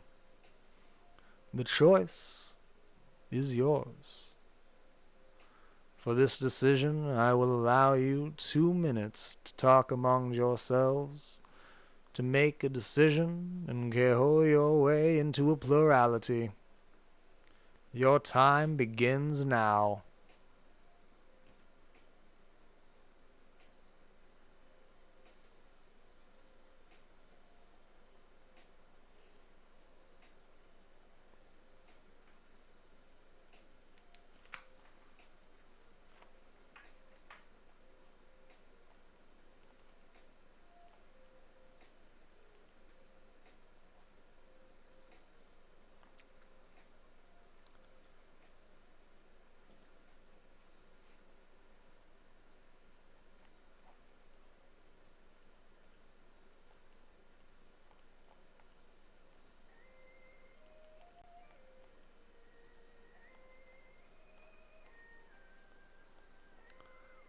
What are you thinking, astrophysicist? Please share with the class.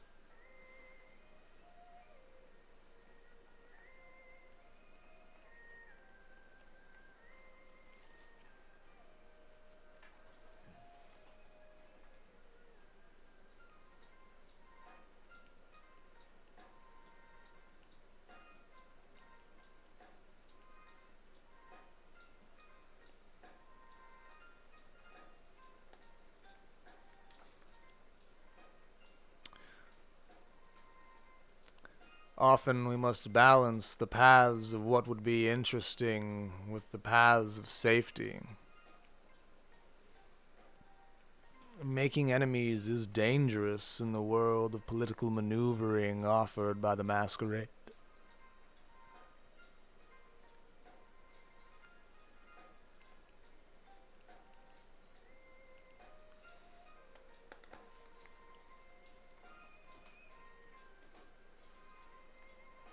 1 minute remains to arrive at a conclusion for this decision before your time expires.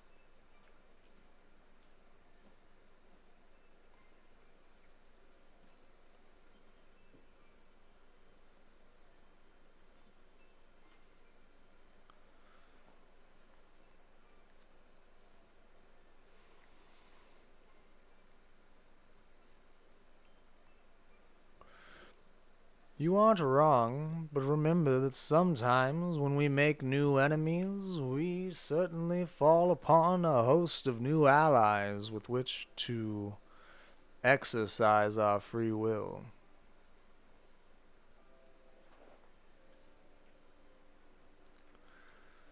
Neither bowing nor biting is an interesting way to walk the path of the Cainites.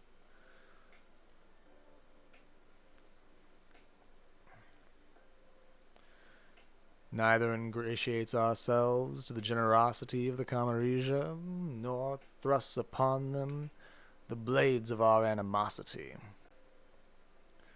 Is that the decision we would like to move forward with, kindred of the sanctum?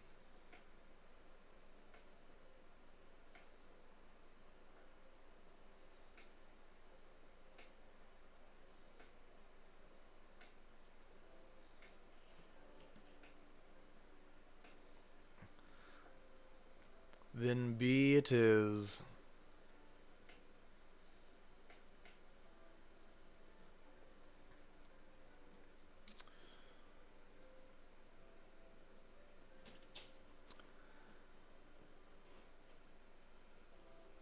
It would appear we are faced with a myriad of decisions on this next one, kindred.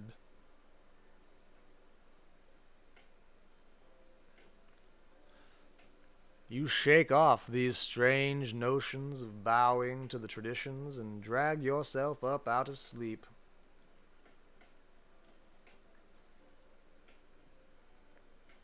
After all, you aren't in North Africa during the Great War. You're not Isla.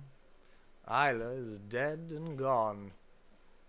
You're no one, and the sun has just set. You have work to do. You've learned quite a bit on your journeys. You might want to consider applying your experience toward training skills, abilities, or the dark arts of the kindred. The options standing now before us are as follows.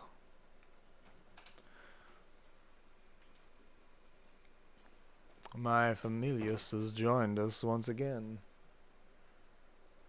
One moment while I allow her access to the bed, and then I will go over the rest of our options. Noodle, would you like to get up here? Come on. Come. Come.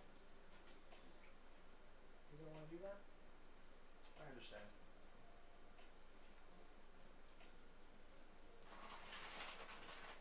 Tell you what, why don't you come over here?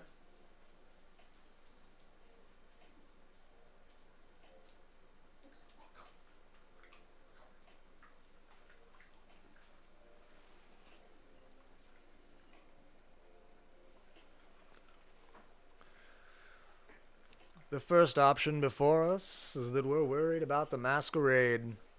Specifically, we fear that our haven will be discovered and will be destroyed. What can we do to avoid attention? We can go shop at the Covenant pawn shop. C, we could find a used car dealership so we can look at better vehicles than our old Honda S2000. D, we could find a mechanic to improve the Honda. E, we might look for a real estate office so we no longer have to live in a parking garage. F, we might need a place where we can hone our mental abilities, like a library or a bookstore. G, maybe we look for somewhere that we can hone our physical abilities, like a gym. H, we head to the Viper nightclub to hone our special abilities. Option I appears to be unavailable to us. J, we can consider what our remaining missions are before we do anything else. K, we do need to feed. Where and how can I hunt for blood in Tucson without getting into trouble?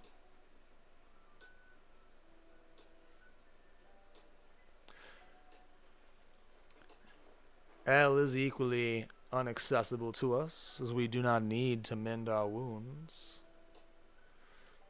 M, we can pick up the parcel for Nvidia call and take it to her research lab.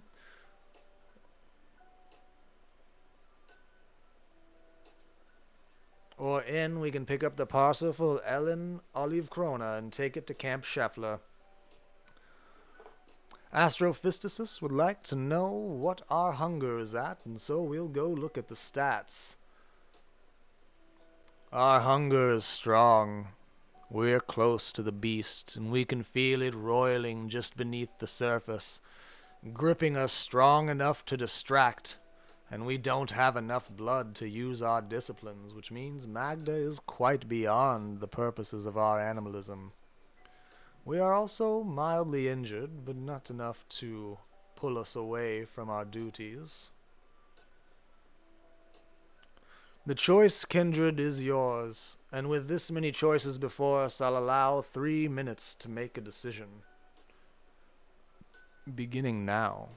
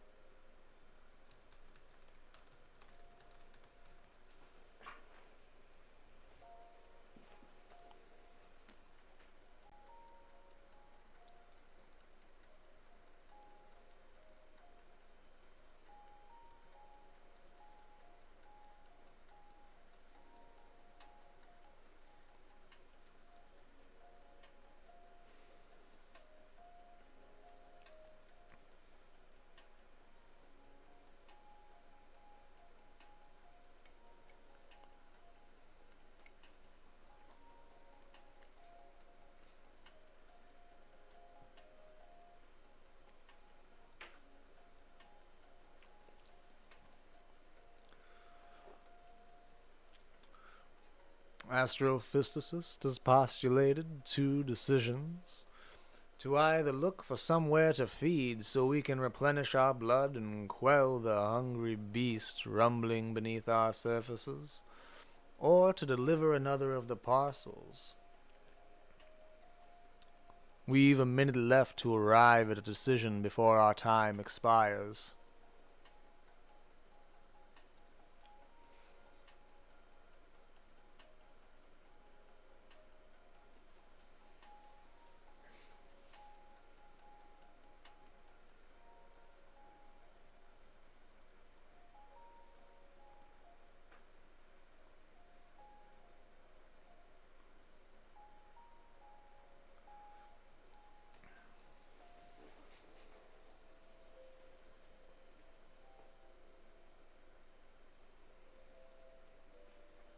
Feeding would make us more agreeable for socializing, and we have quite a bit of that to do when we decide to deliver our new missions. Besides, it is quite a long drive to get to either the camp or the research facility where we must finalize the parcels we're delivering for Prince Leto. Is that your answer, then? To seek out a snack pack upon which to sate our feasting desires? To feed, then, it is. You head to the Viper to make sure you don't commit any faux pas while hunting in Tucson. There you meet Alexander, Leto's favored retainer, who explains the situation. After the destruction of the last prince, and before Leteau's consolidation of power, hunting in Tucson was a dog-eat-dog business, with frequent and costly breaches of the Masquerade. Leteau put an end to all that. First, there's no hunting anywhere near the Viper, the local Elysium. Second, the more you've proven yourself, the more risks you're allowed to take while hunting. You have not proven yourself, Alexander explains. That being the case, you are limited to the kiddie pool. He's very proud of himself for knowing that term. In exchange for a small consideration each time, Alexander will provide you with access to blood dolls, cups of fresh blood, or caged animals. Your preference. 5 options stand before us, and a decision must be made. Please, let your decisions be known in the chat room. When we arrive at a plurality of votes, we'll move forward. Option A. How considerate do we have to be? We have plans for our money that don't involve Alexander. Option B. We're a predator, Alexander, not a kindergartner. We want to rip into some throats, not stand in a bread line. Option C. That's a fair system. We know we can hunt, but who knows what idiot fledglings are running around. Leteau is right to keep them on a short leash. Option D. That's some Camarilla bullshit, but I doubt there's anything I can do about it just now. What a wise and just program, Alexander. Or option E. You know, that's actually a fairly clever and innovative system. I'm impressed. We've 2.5 minutes to make this decision, Kindred. I leave it in your capable hands. Your time begins now.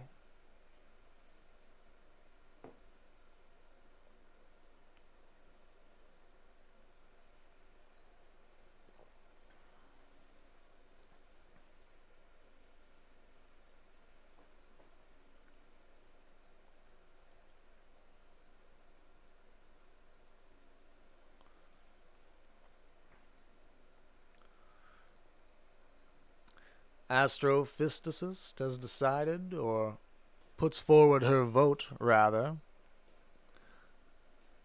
that we ought to ask just how much money Alexander requires for access to his blood. She says we're literally top of the food chain, and after all, we did just do a fair amount of work for the prince, however much we might have botched the job. Does anyone else have input we might move forward with? Does anyone dissent with the Keeper of Elysium's decision? Feel free to speak up. We want to hear from you, Kindred. In this place, if no other, you are safe. This sanctum welcomes your voice as one of the many that it would like to hear from. Barring any dissenters, we will move forward with that decision in 1 minute's time.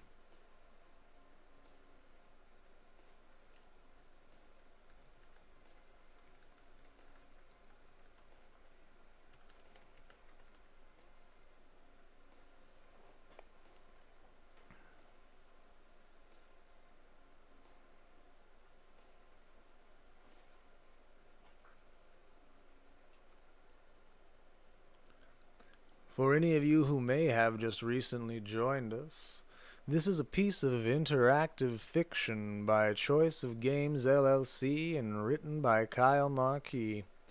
This 650,000 word piece of art is based on Vampire the Masquerade and is called The Night Road.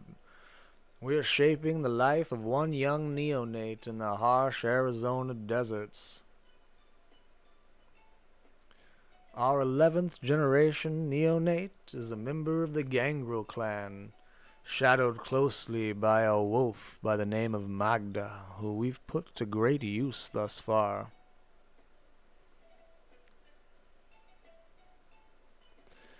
Each night we host this, we'll go over a brief synopsis of the night before, to ascertain everyone understands the decisions that have been made prior, as well as going over our stats, taking a look at how we've shaped ourselves up to this point. Once we've done those things, we cut into the meat and potatoes of the evening. At each juncture we are offered choices. I put them forth to the group, and once we've voted with our words and minds, then we move forward, learning just exactly how we're going to operate in the political maneuvering and shifting world of the Camarilla of Tucson, Arizona. The night road is a difficult one, but together, kindred, we shall navigate it successfully. I see no dissent, so we shall move forward. How considerate do we have to be, Alexander? We do not wish to rob you, no one, Alexander says, but remember that you are not exactly a member of the Camarilla, and we must maintain operating expenses. After a brief negotiation, ferocious but not uncivilized, you and Alexander agree to a payment of $200 per drink of blood. If you want to reduce that price, you'll have to improve your standing with the Camarilla. The ghoul opens the ledger. My only question is this. Do you prefer the blood dolls? The live prey, I mean, or stored blood? I know you prefer live prey, but more and more kindred these days are squeamish about what they are. 5 options stand before us. Live prey, as often as I can get it, and if I can hunt them, all the better, is option A. Option B. Blood dolls sound like they cause the least disruption to Camarilla business. I'll stick to live prey. Or option C, perhaps. Stored blood is more humane. Only that, please. Option D. Stored blood is the wave of the future, Alexander. Only that, please. Or option E. We have no preference. I don't care. Whatever is cheaper and more convenient. We've a minute and a half to make this decision. Astrophysicist would like to know just how much money we do have at the moment.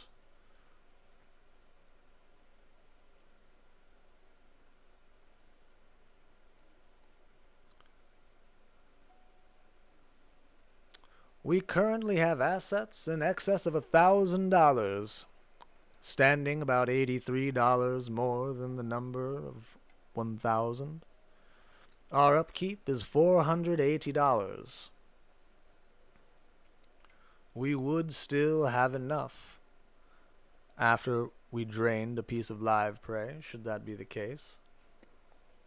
However, expenses do mount, and unless we get to making our work known, it is possible that we might run into monetary issues later on.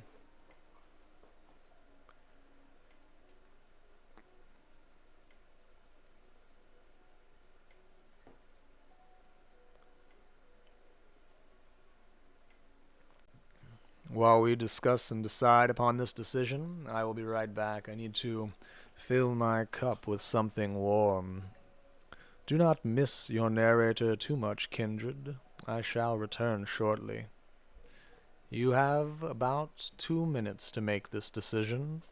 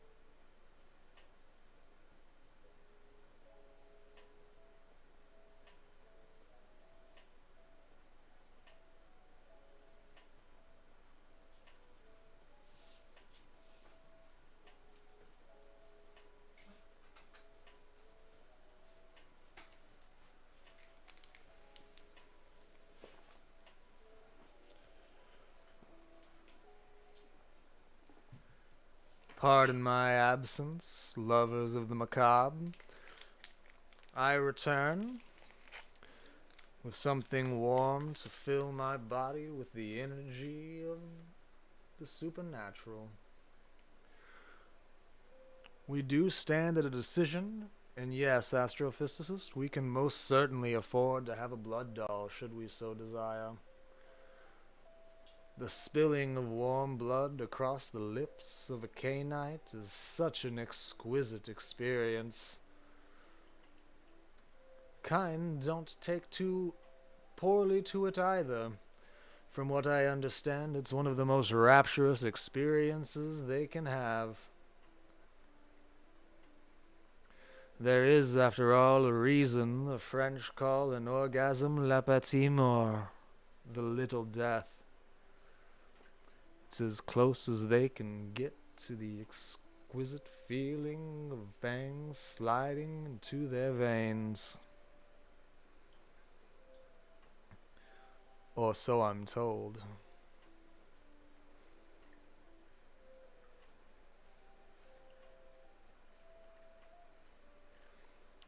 Have we arrived at a decision for this choice?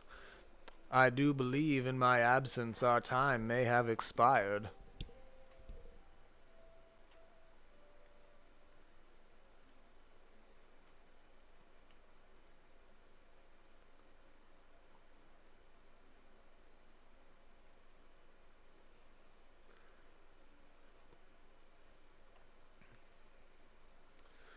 Very well, it is a blood doll.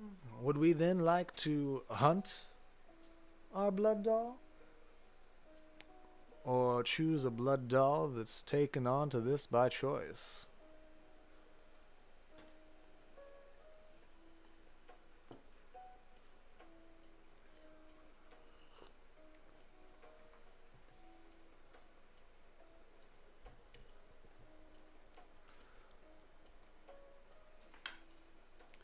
Appeasing the Camarilla is definitely a wise decision given our current state of affairs.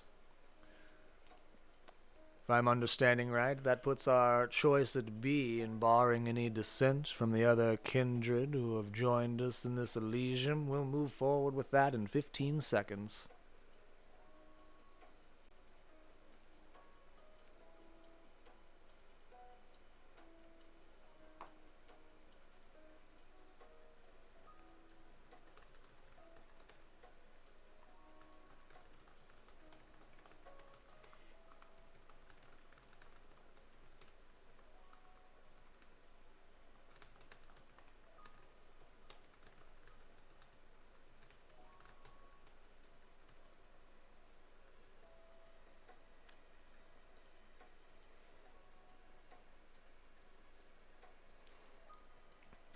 We are thirsty indeed, and the beast within us rages.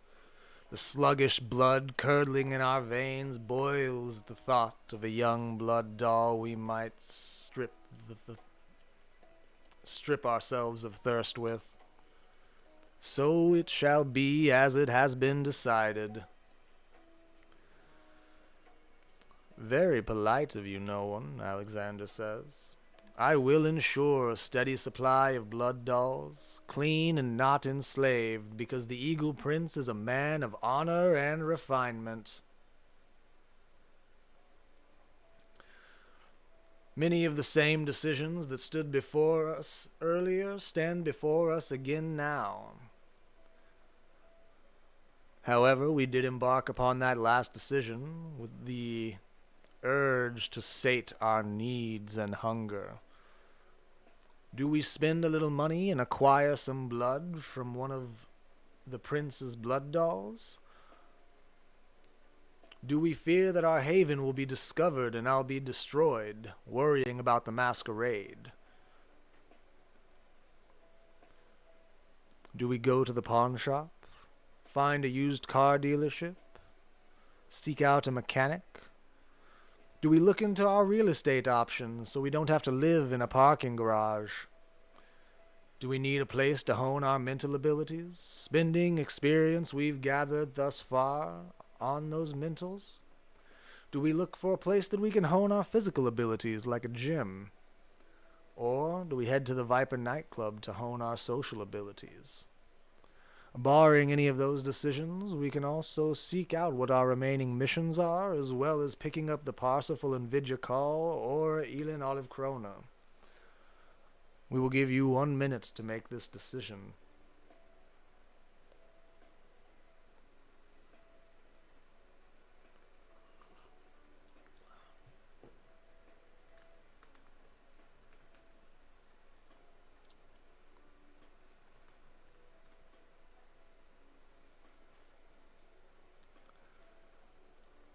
In 30 seconds, the time on this decision will expire. At the current vote, we'll be eating and then finishing another job so that we can better live.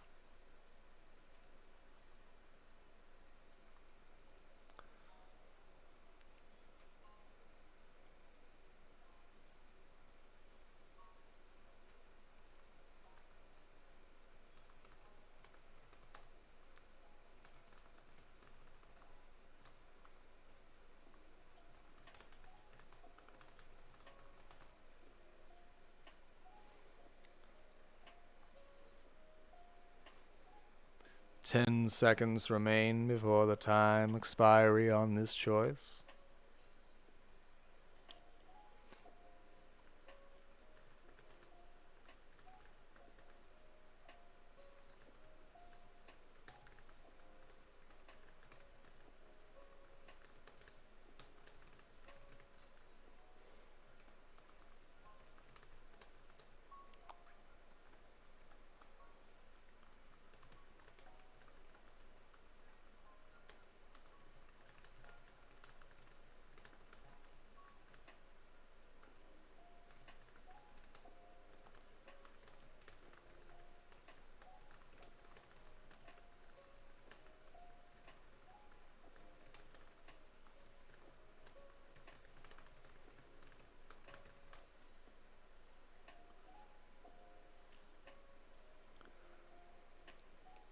And eating it is. We'll spend a little money, acquire a little blood, and hopefully quell the beast raging inside us. Alexander provides us with a South American immigrant who is desperate for money and papers. In time, we are soon sated. Now that we've a little blood, we also have a couple more options available to us. In addition to the myriad of options that we've had before, we're also able to either mend our wounds or try and unlock deeper and more powerful secrets of the blood coursing through us. To run through our decisions once again, are we worried about the Masquerade? Fearing that our haven will be discovered and our flesh body destroyed? We wonder to others what we can do to avoid attention. Do we make our way once more to the Covenant pawn shop, determined to purchase something new? Do we seek out a used car dealership and look at better vehicles? Perhaps we find a mechanic trying to improve our quick but unreliable Honda. Perhaps it's real estate we're interested in, desirous to no longer seek haven in a parking garage. Would we like a place to hone our mental abilities like a library or bookstore? Or a gym that we might hone our physical abilities? Do we head instead to the Elysium of the Viper nightclub and hone our social abilities? Do we unlock deeper and more powerful secrets of the blood?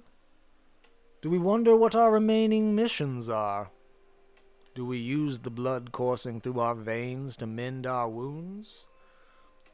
Do we move forward, picking up the Parsifal and Vidya Call and taking it to her research lab? Or, finally, do we pick up the parcel for Elin Olive Krona and take it to Camp Scheffler, the migrant camp, where undoubtedly they're running extraction pits? The choice, kindred, is again in your capable hands.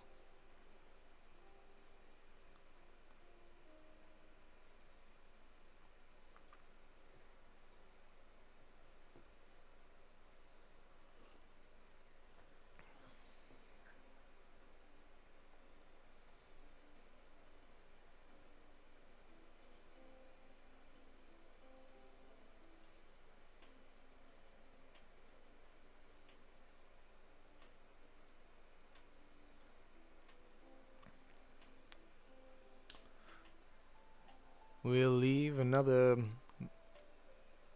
90 seconds to make this decision before we move forward.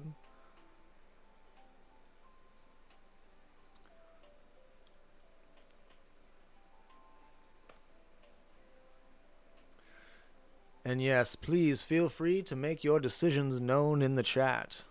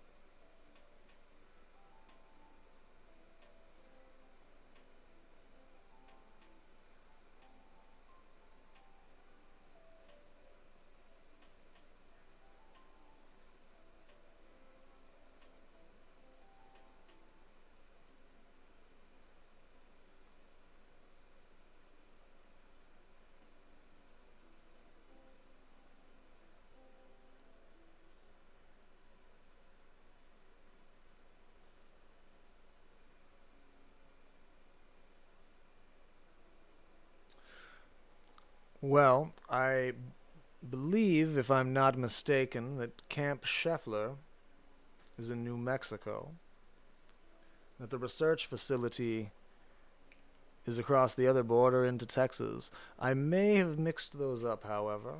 I believe if we wonder what our remaining missions are, we can discover the truth behind those two options.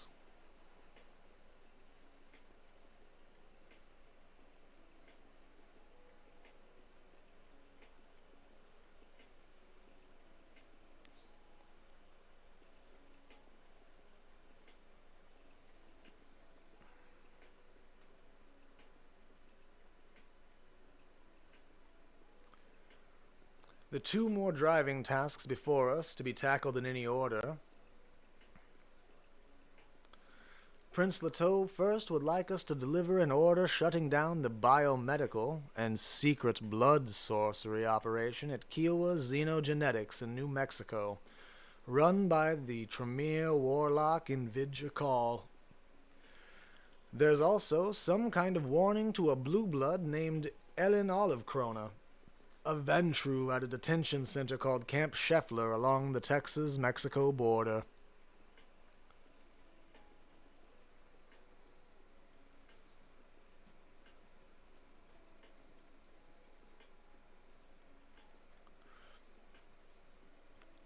We come back to our wealth of decisions. We can improve our abilities, be that in the mental, physical, social, or blood power sections. We can worry about the masquerade, seek out ways that we can avoid attention. We can shop at Covenant Pawn.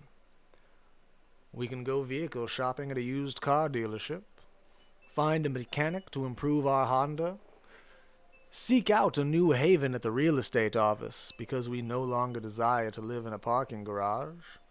We can mend what little wounds we've taken on so far, or we can pick up either the parcel for Invidja Call or the parcel for Ellen Olivecrona.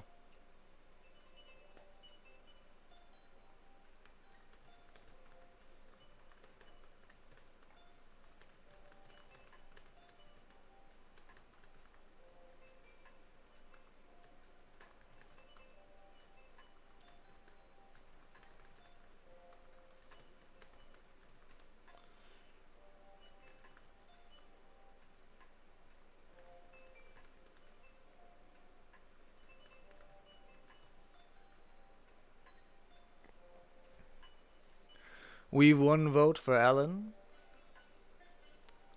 Have any others any kind of input we'd like to move forward with?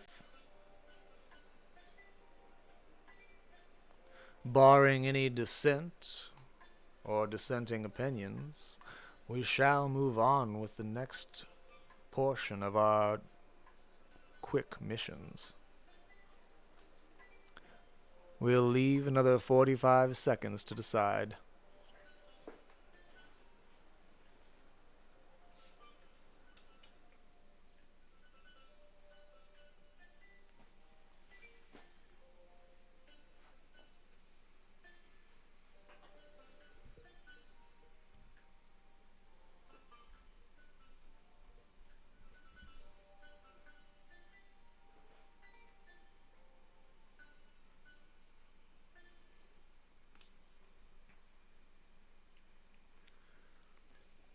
10 seconds remain before this time decision expires.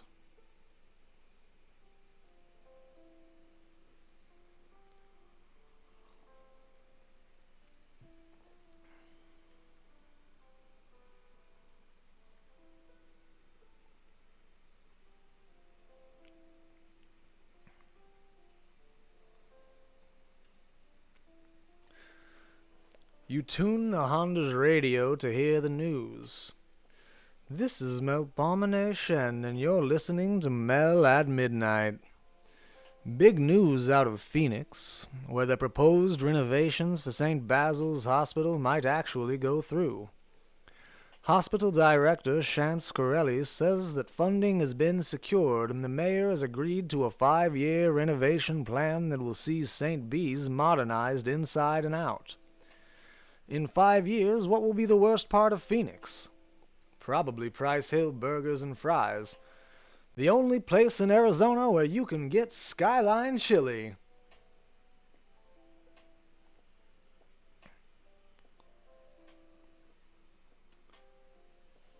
Lovely viewers, kindred of our fine Elysium, that brings us to the conclusion of Chapter 4 and the beginning of Chapter 5. This brings us to a new kind of decision. There are a few of us watching this evening. We can end our night here. It is quite a lovely stopping point, should that be our decision. We've accomplished much. We've made decisions both good, bad, and neutral. We've learned more about the workings of the Camarilla and the politicking of the vampiric scene of the American Southwest. Alternatively, we can also move forward with Chapter 5. The choice, kindred, as always, is yours. This being a larger decision, I will put this decision at 5 minutes. I have refreshed my mug of hot liquid sustenance, so should we decide to move forward, I'm sure my voice won't give out on me.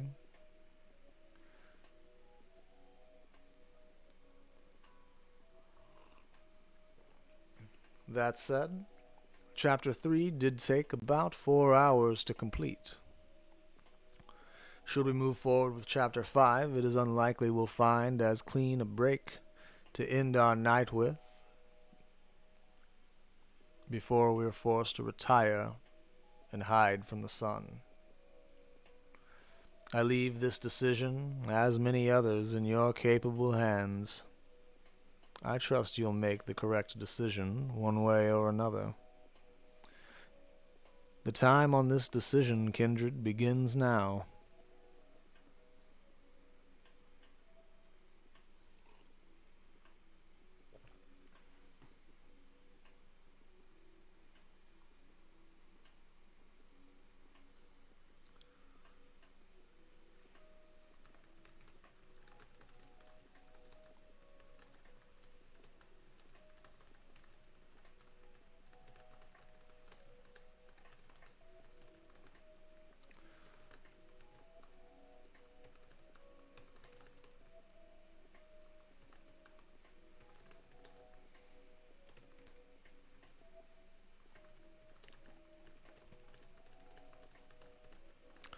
While we're deciding, I'm going to go to our stats screen so we can see where everything sits. We are an 11th generation gangrel sired by Lampago, going by the name No One. Of our traits, we've 2 points in humanity, neither consumed by the beast, nor so far removed from humanity that we can no longer feel what we once were. Fresh blood courses through our veins, and we feel only the mild bursts of hunger at the moment. The smell of blood is strong, but our willpower is stronger and with 3 dots available to us. We are mildly injured from the guns of the Roadrunner security guards at St. Basil's Hospital, having sustained 1 box of damage, and yet, as of now, we've not at all violated the Masquerade. Well done, kindred. Our attributes? We're quite dexterous and quite composed of stamina, but we haven't much strength.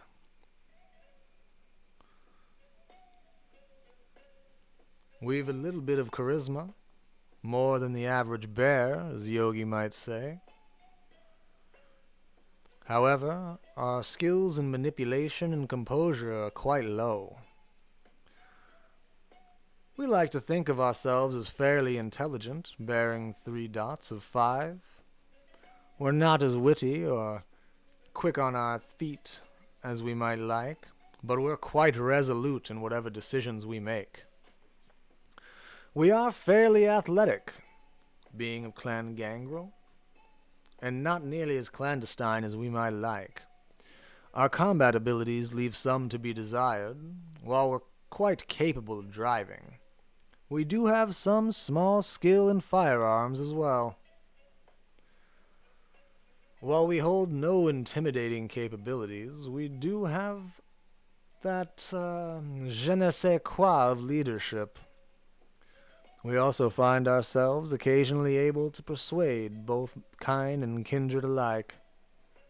We're not streetwise at all, but we do have some mild abilities at subterfuge, no doubt from our pencil-pushing days in the naval officer's office. We're something of an academic, but not very aware at all. We do hold some small capability of investigation and technology, as well as a little bit of survival skills, should they need required. Of our disciplines, we've only a point in animalism, relying on the strength, skill, and speed of our Lobo Magda. We're quite balanced in our convictions now, trusting neither in our ability to protect nor rule the weak. We toe the line between perpetuating our existence and regretting our sins. We neither defy the traditions nor respect them by rote, but instead take each thing as it comes. And we seek neither a higher purpose nor luxury and comfort, again choosing instead to toe the line between the two.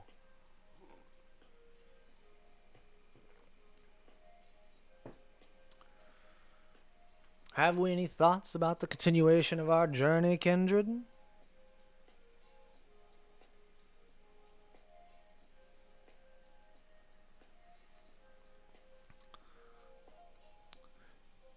If you've not, and you are interested in continuing the journey tonight or another evening, feel free to follow us. We are establishing a regular streaming schedule now.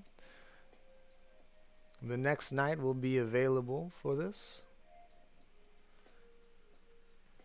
is below the video you're watching now.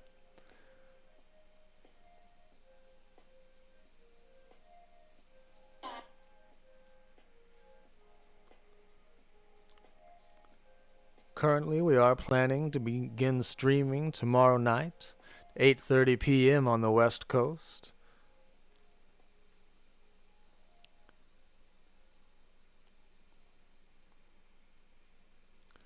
Actually, I suppose that would be tonight now that it's past midnight.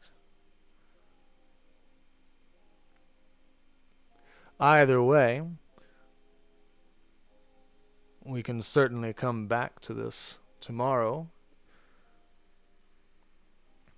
I do agree, Astrophysicist. Would be nice to continue Chapter 5 when more of our kindred are available to help make some of these decisions, and perhaps with some of our technologic impairments fixed and sated. We've made quite a bit of progress tonight.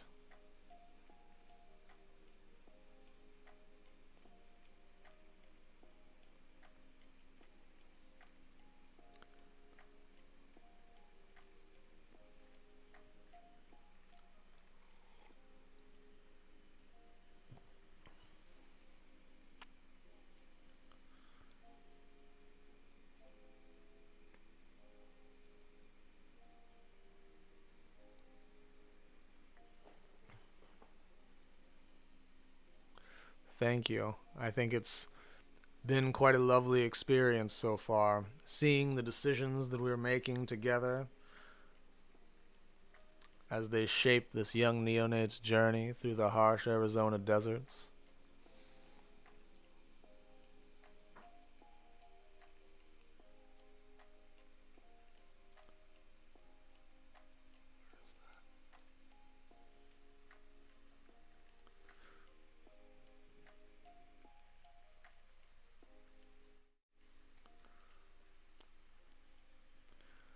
This is a rather solid stopping point either way. I think all of you are quite lovely for joining us here in Elysium this evening. We've faced off against dangers both immediate and distant. We've made decisions, good and bad, that will shape our situation going forward. We've completed another chapter in our quest, and together I know we'll rise through it. Please, join us tomorrow as we continue with Chapter 5 of The Night Road. I'm just as excited as I'm sure you all are to see where no one winds up as they enter into Camp Scheffler, the migrant camp at the Texas-Mexico border, and find that they must deal with Ellen Olive Kroner. We look forward to seeing you all again tomorrow and hearing your opinions that will undoubtedly shape the life of at least one vampire counted amongst our group. For those of you who have hosted and raided our stream this evening, we are extremely grateful. We wouldn't be able to do any of this without all of you. And I imagine I'm having just as much fun as everyone else here, if not more.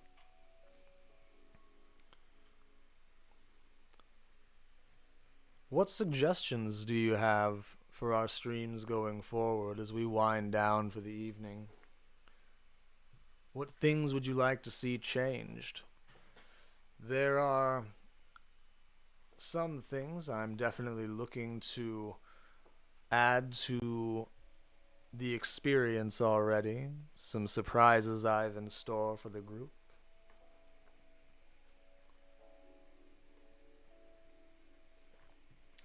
Things I must research and find and discover and learn to make our experience together all the more wholesome and lovely.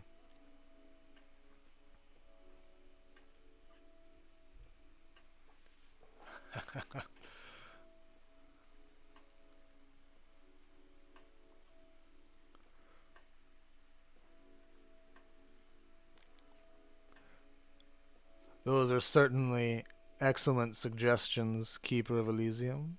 I'll take them to heart and see what things I can find. I think the more we all lean into our roles here within this Elysium, the better off we'll be.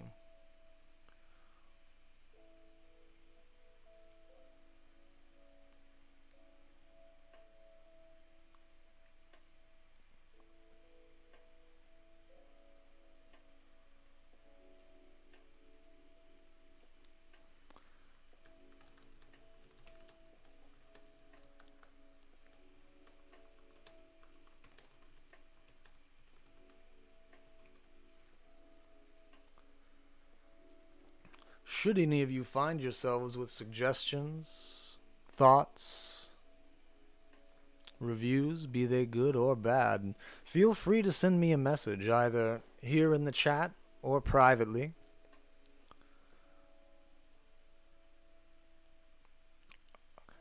I'm excited to build this into something we can all enjoy and appreciate, a community of safety and safe haven for all we denizens of the night, who rarely have any other place we can feel such a warm welcome.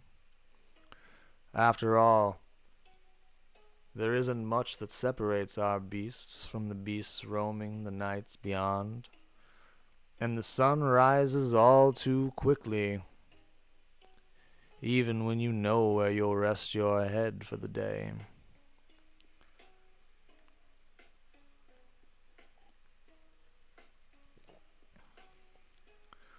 We do have a fledgling Discord located in my About information that you're welcome to join. Before I bed down for the evening and for the morning, I'll be sure to update my information with some Twitter handles and other ways to gain contact and keep abreast of when we're going live so that you may enter our Elysium and feel the safe embrace of Warm Haven.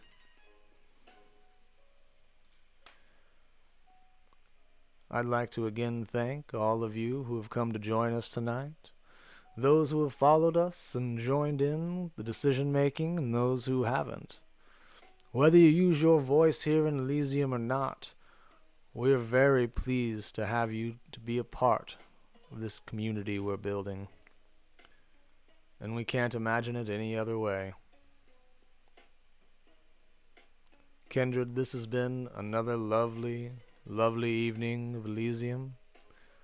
This has been an excellent time enjoying The Night Road by Kyle Marquis and Choice of Games.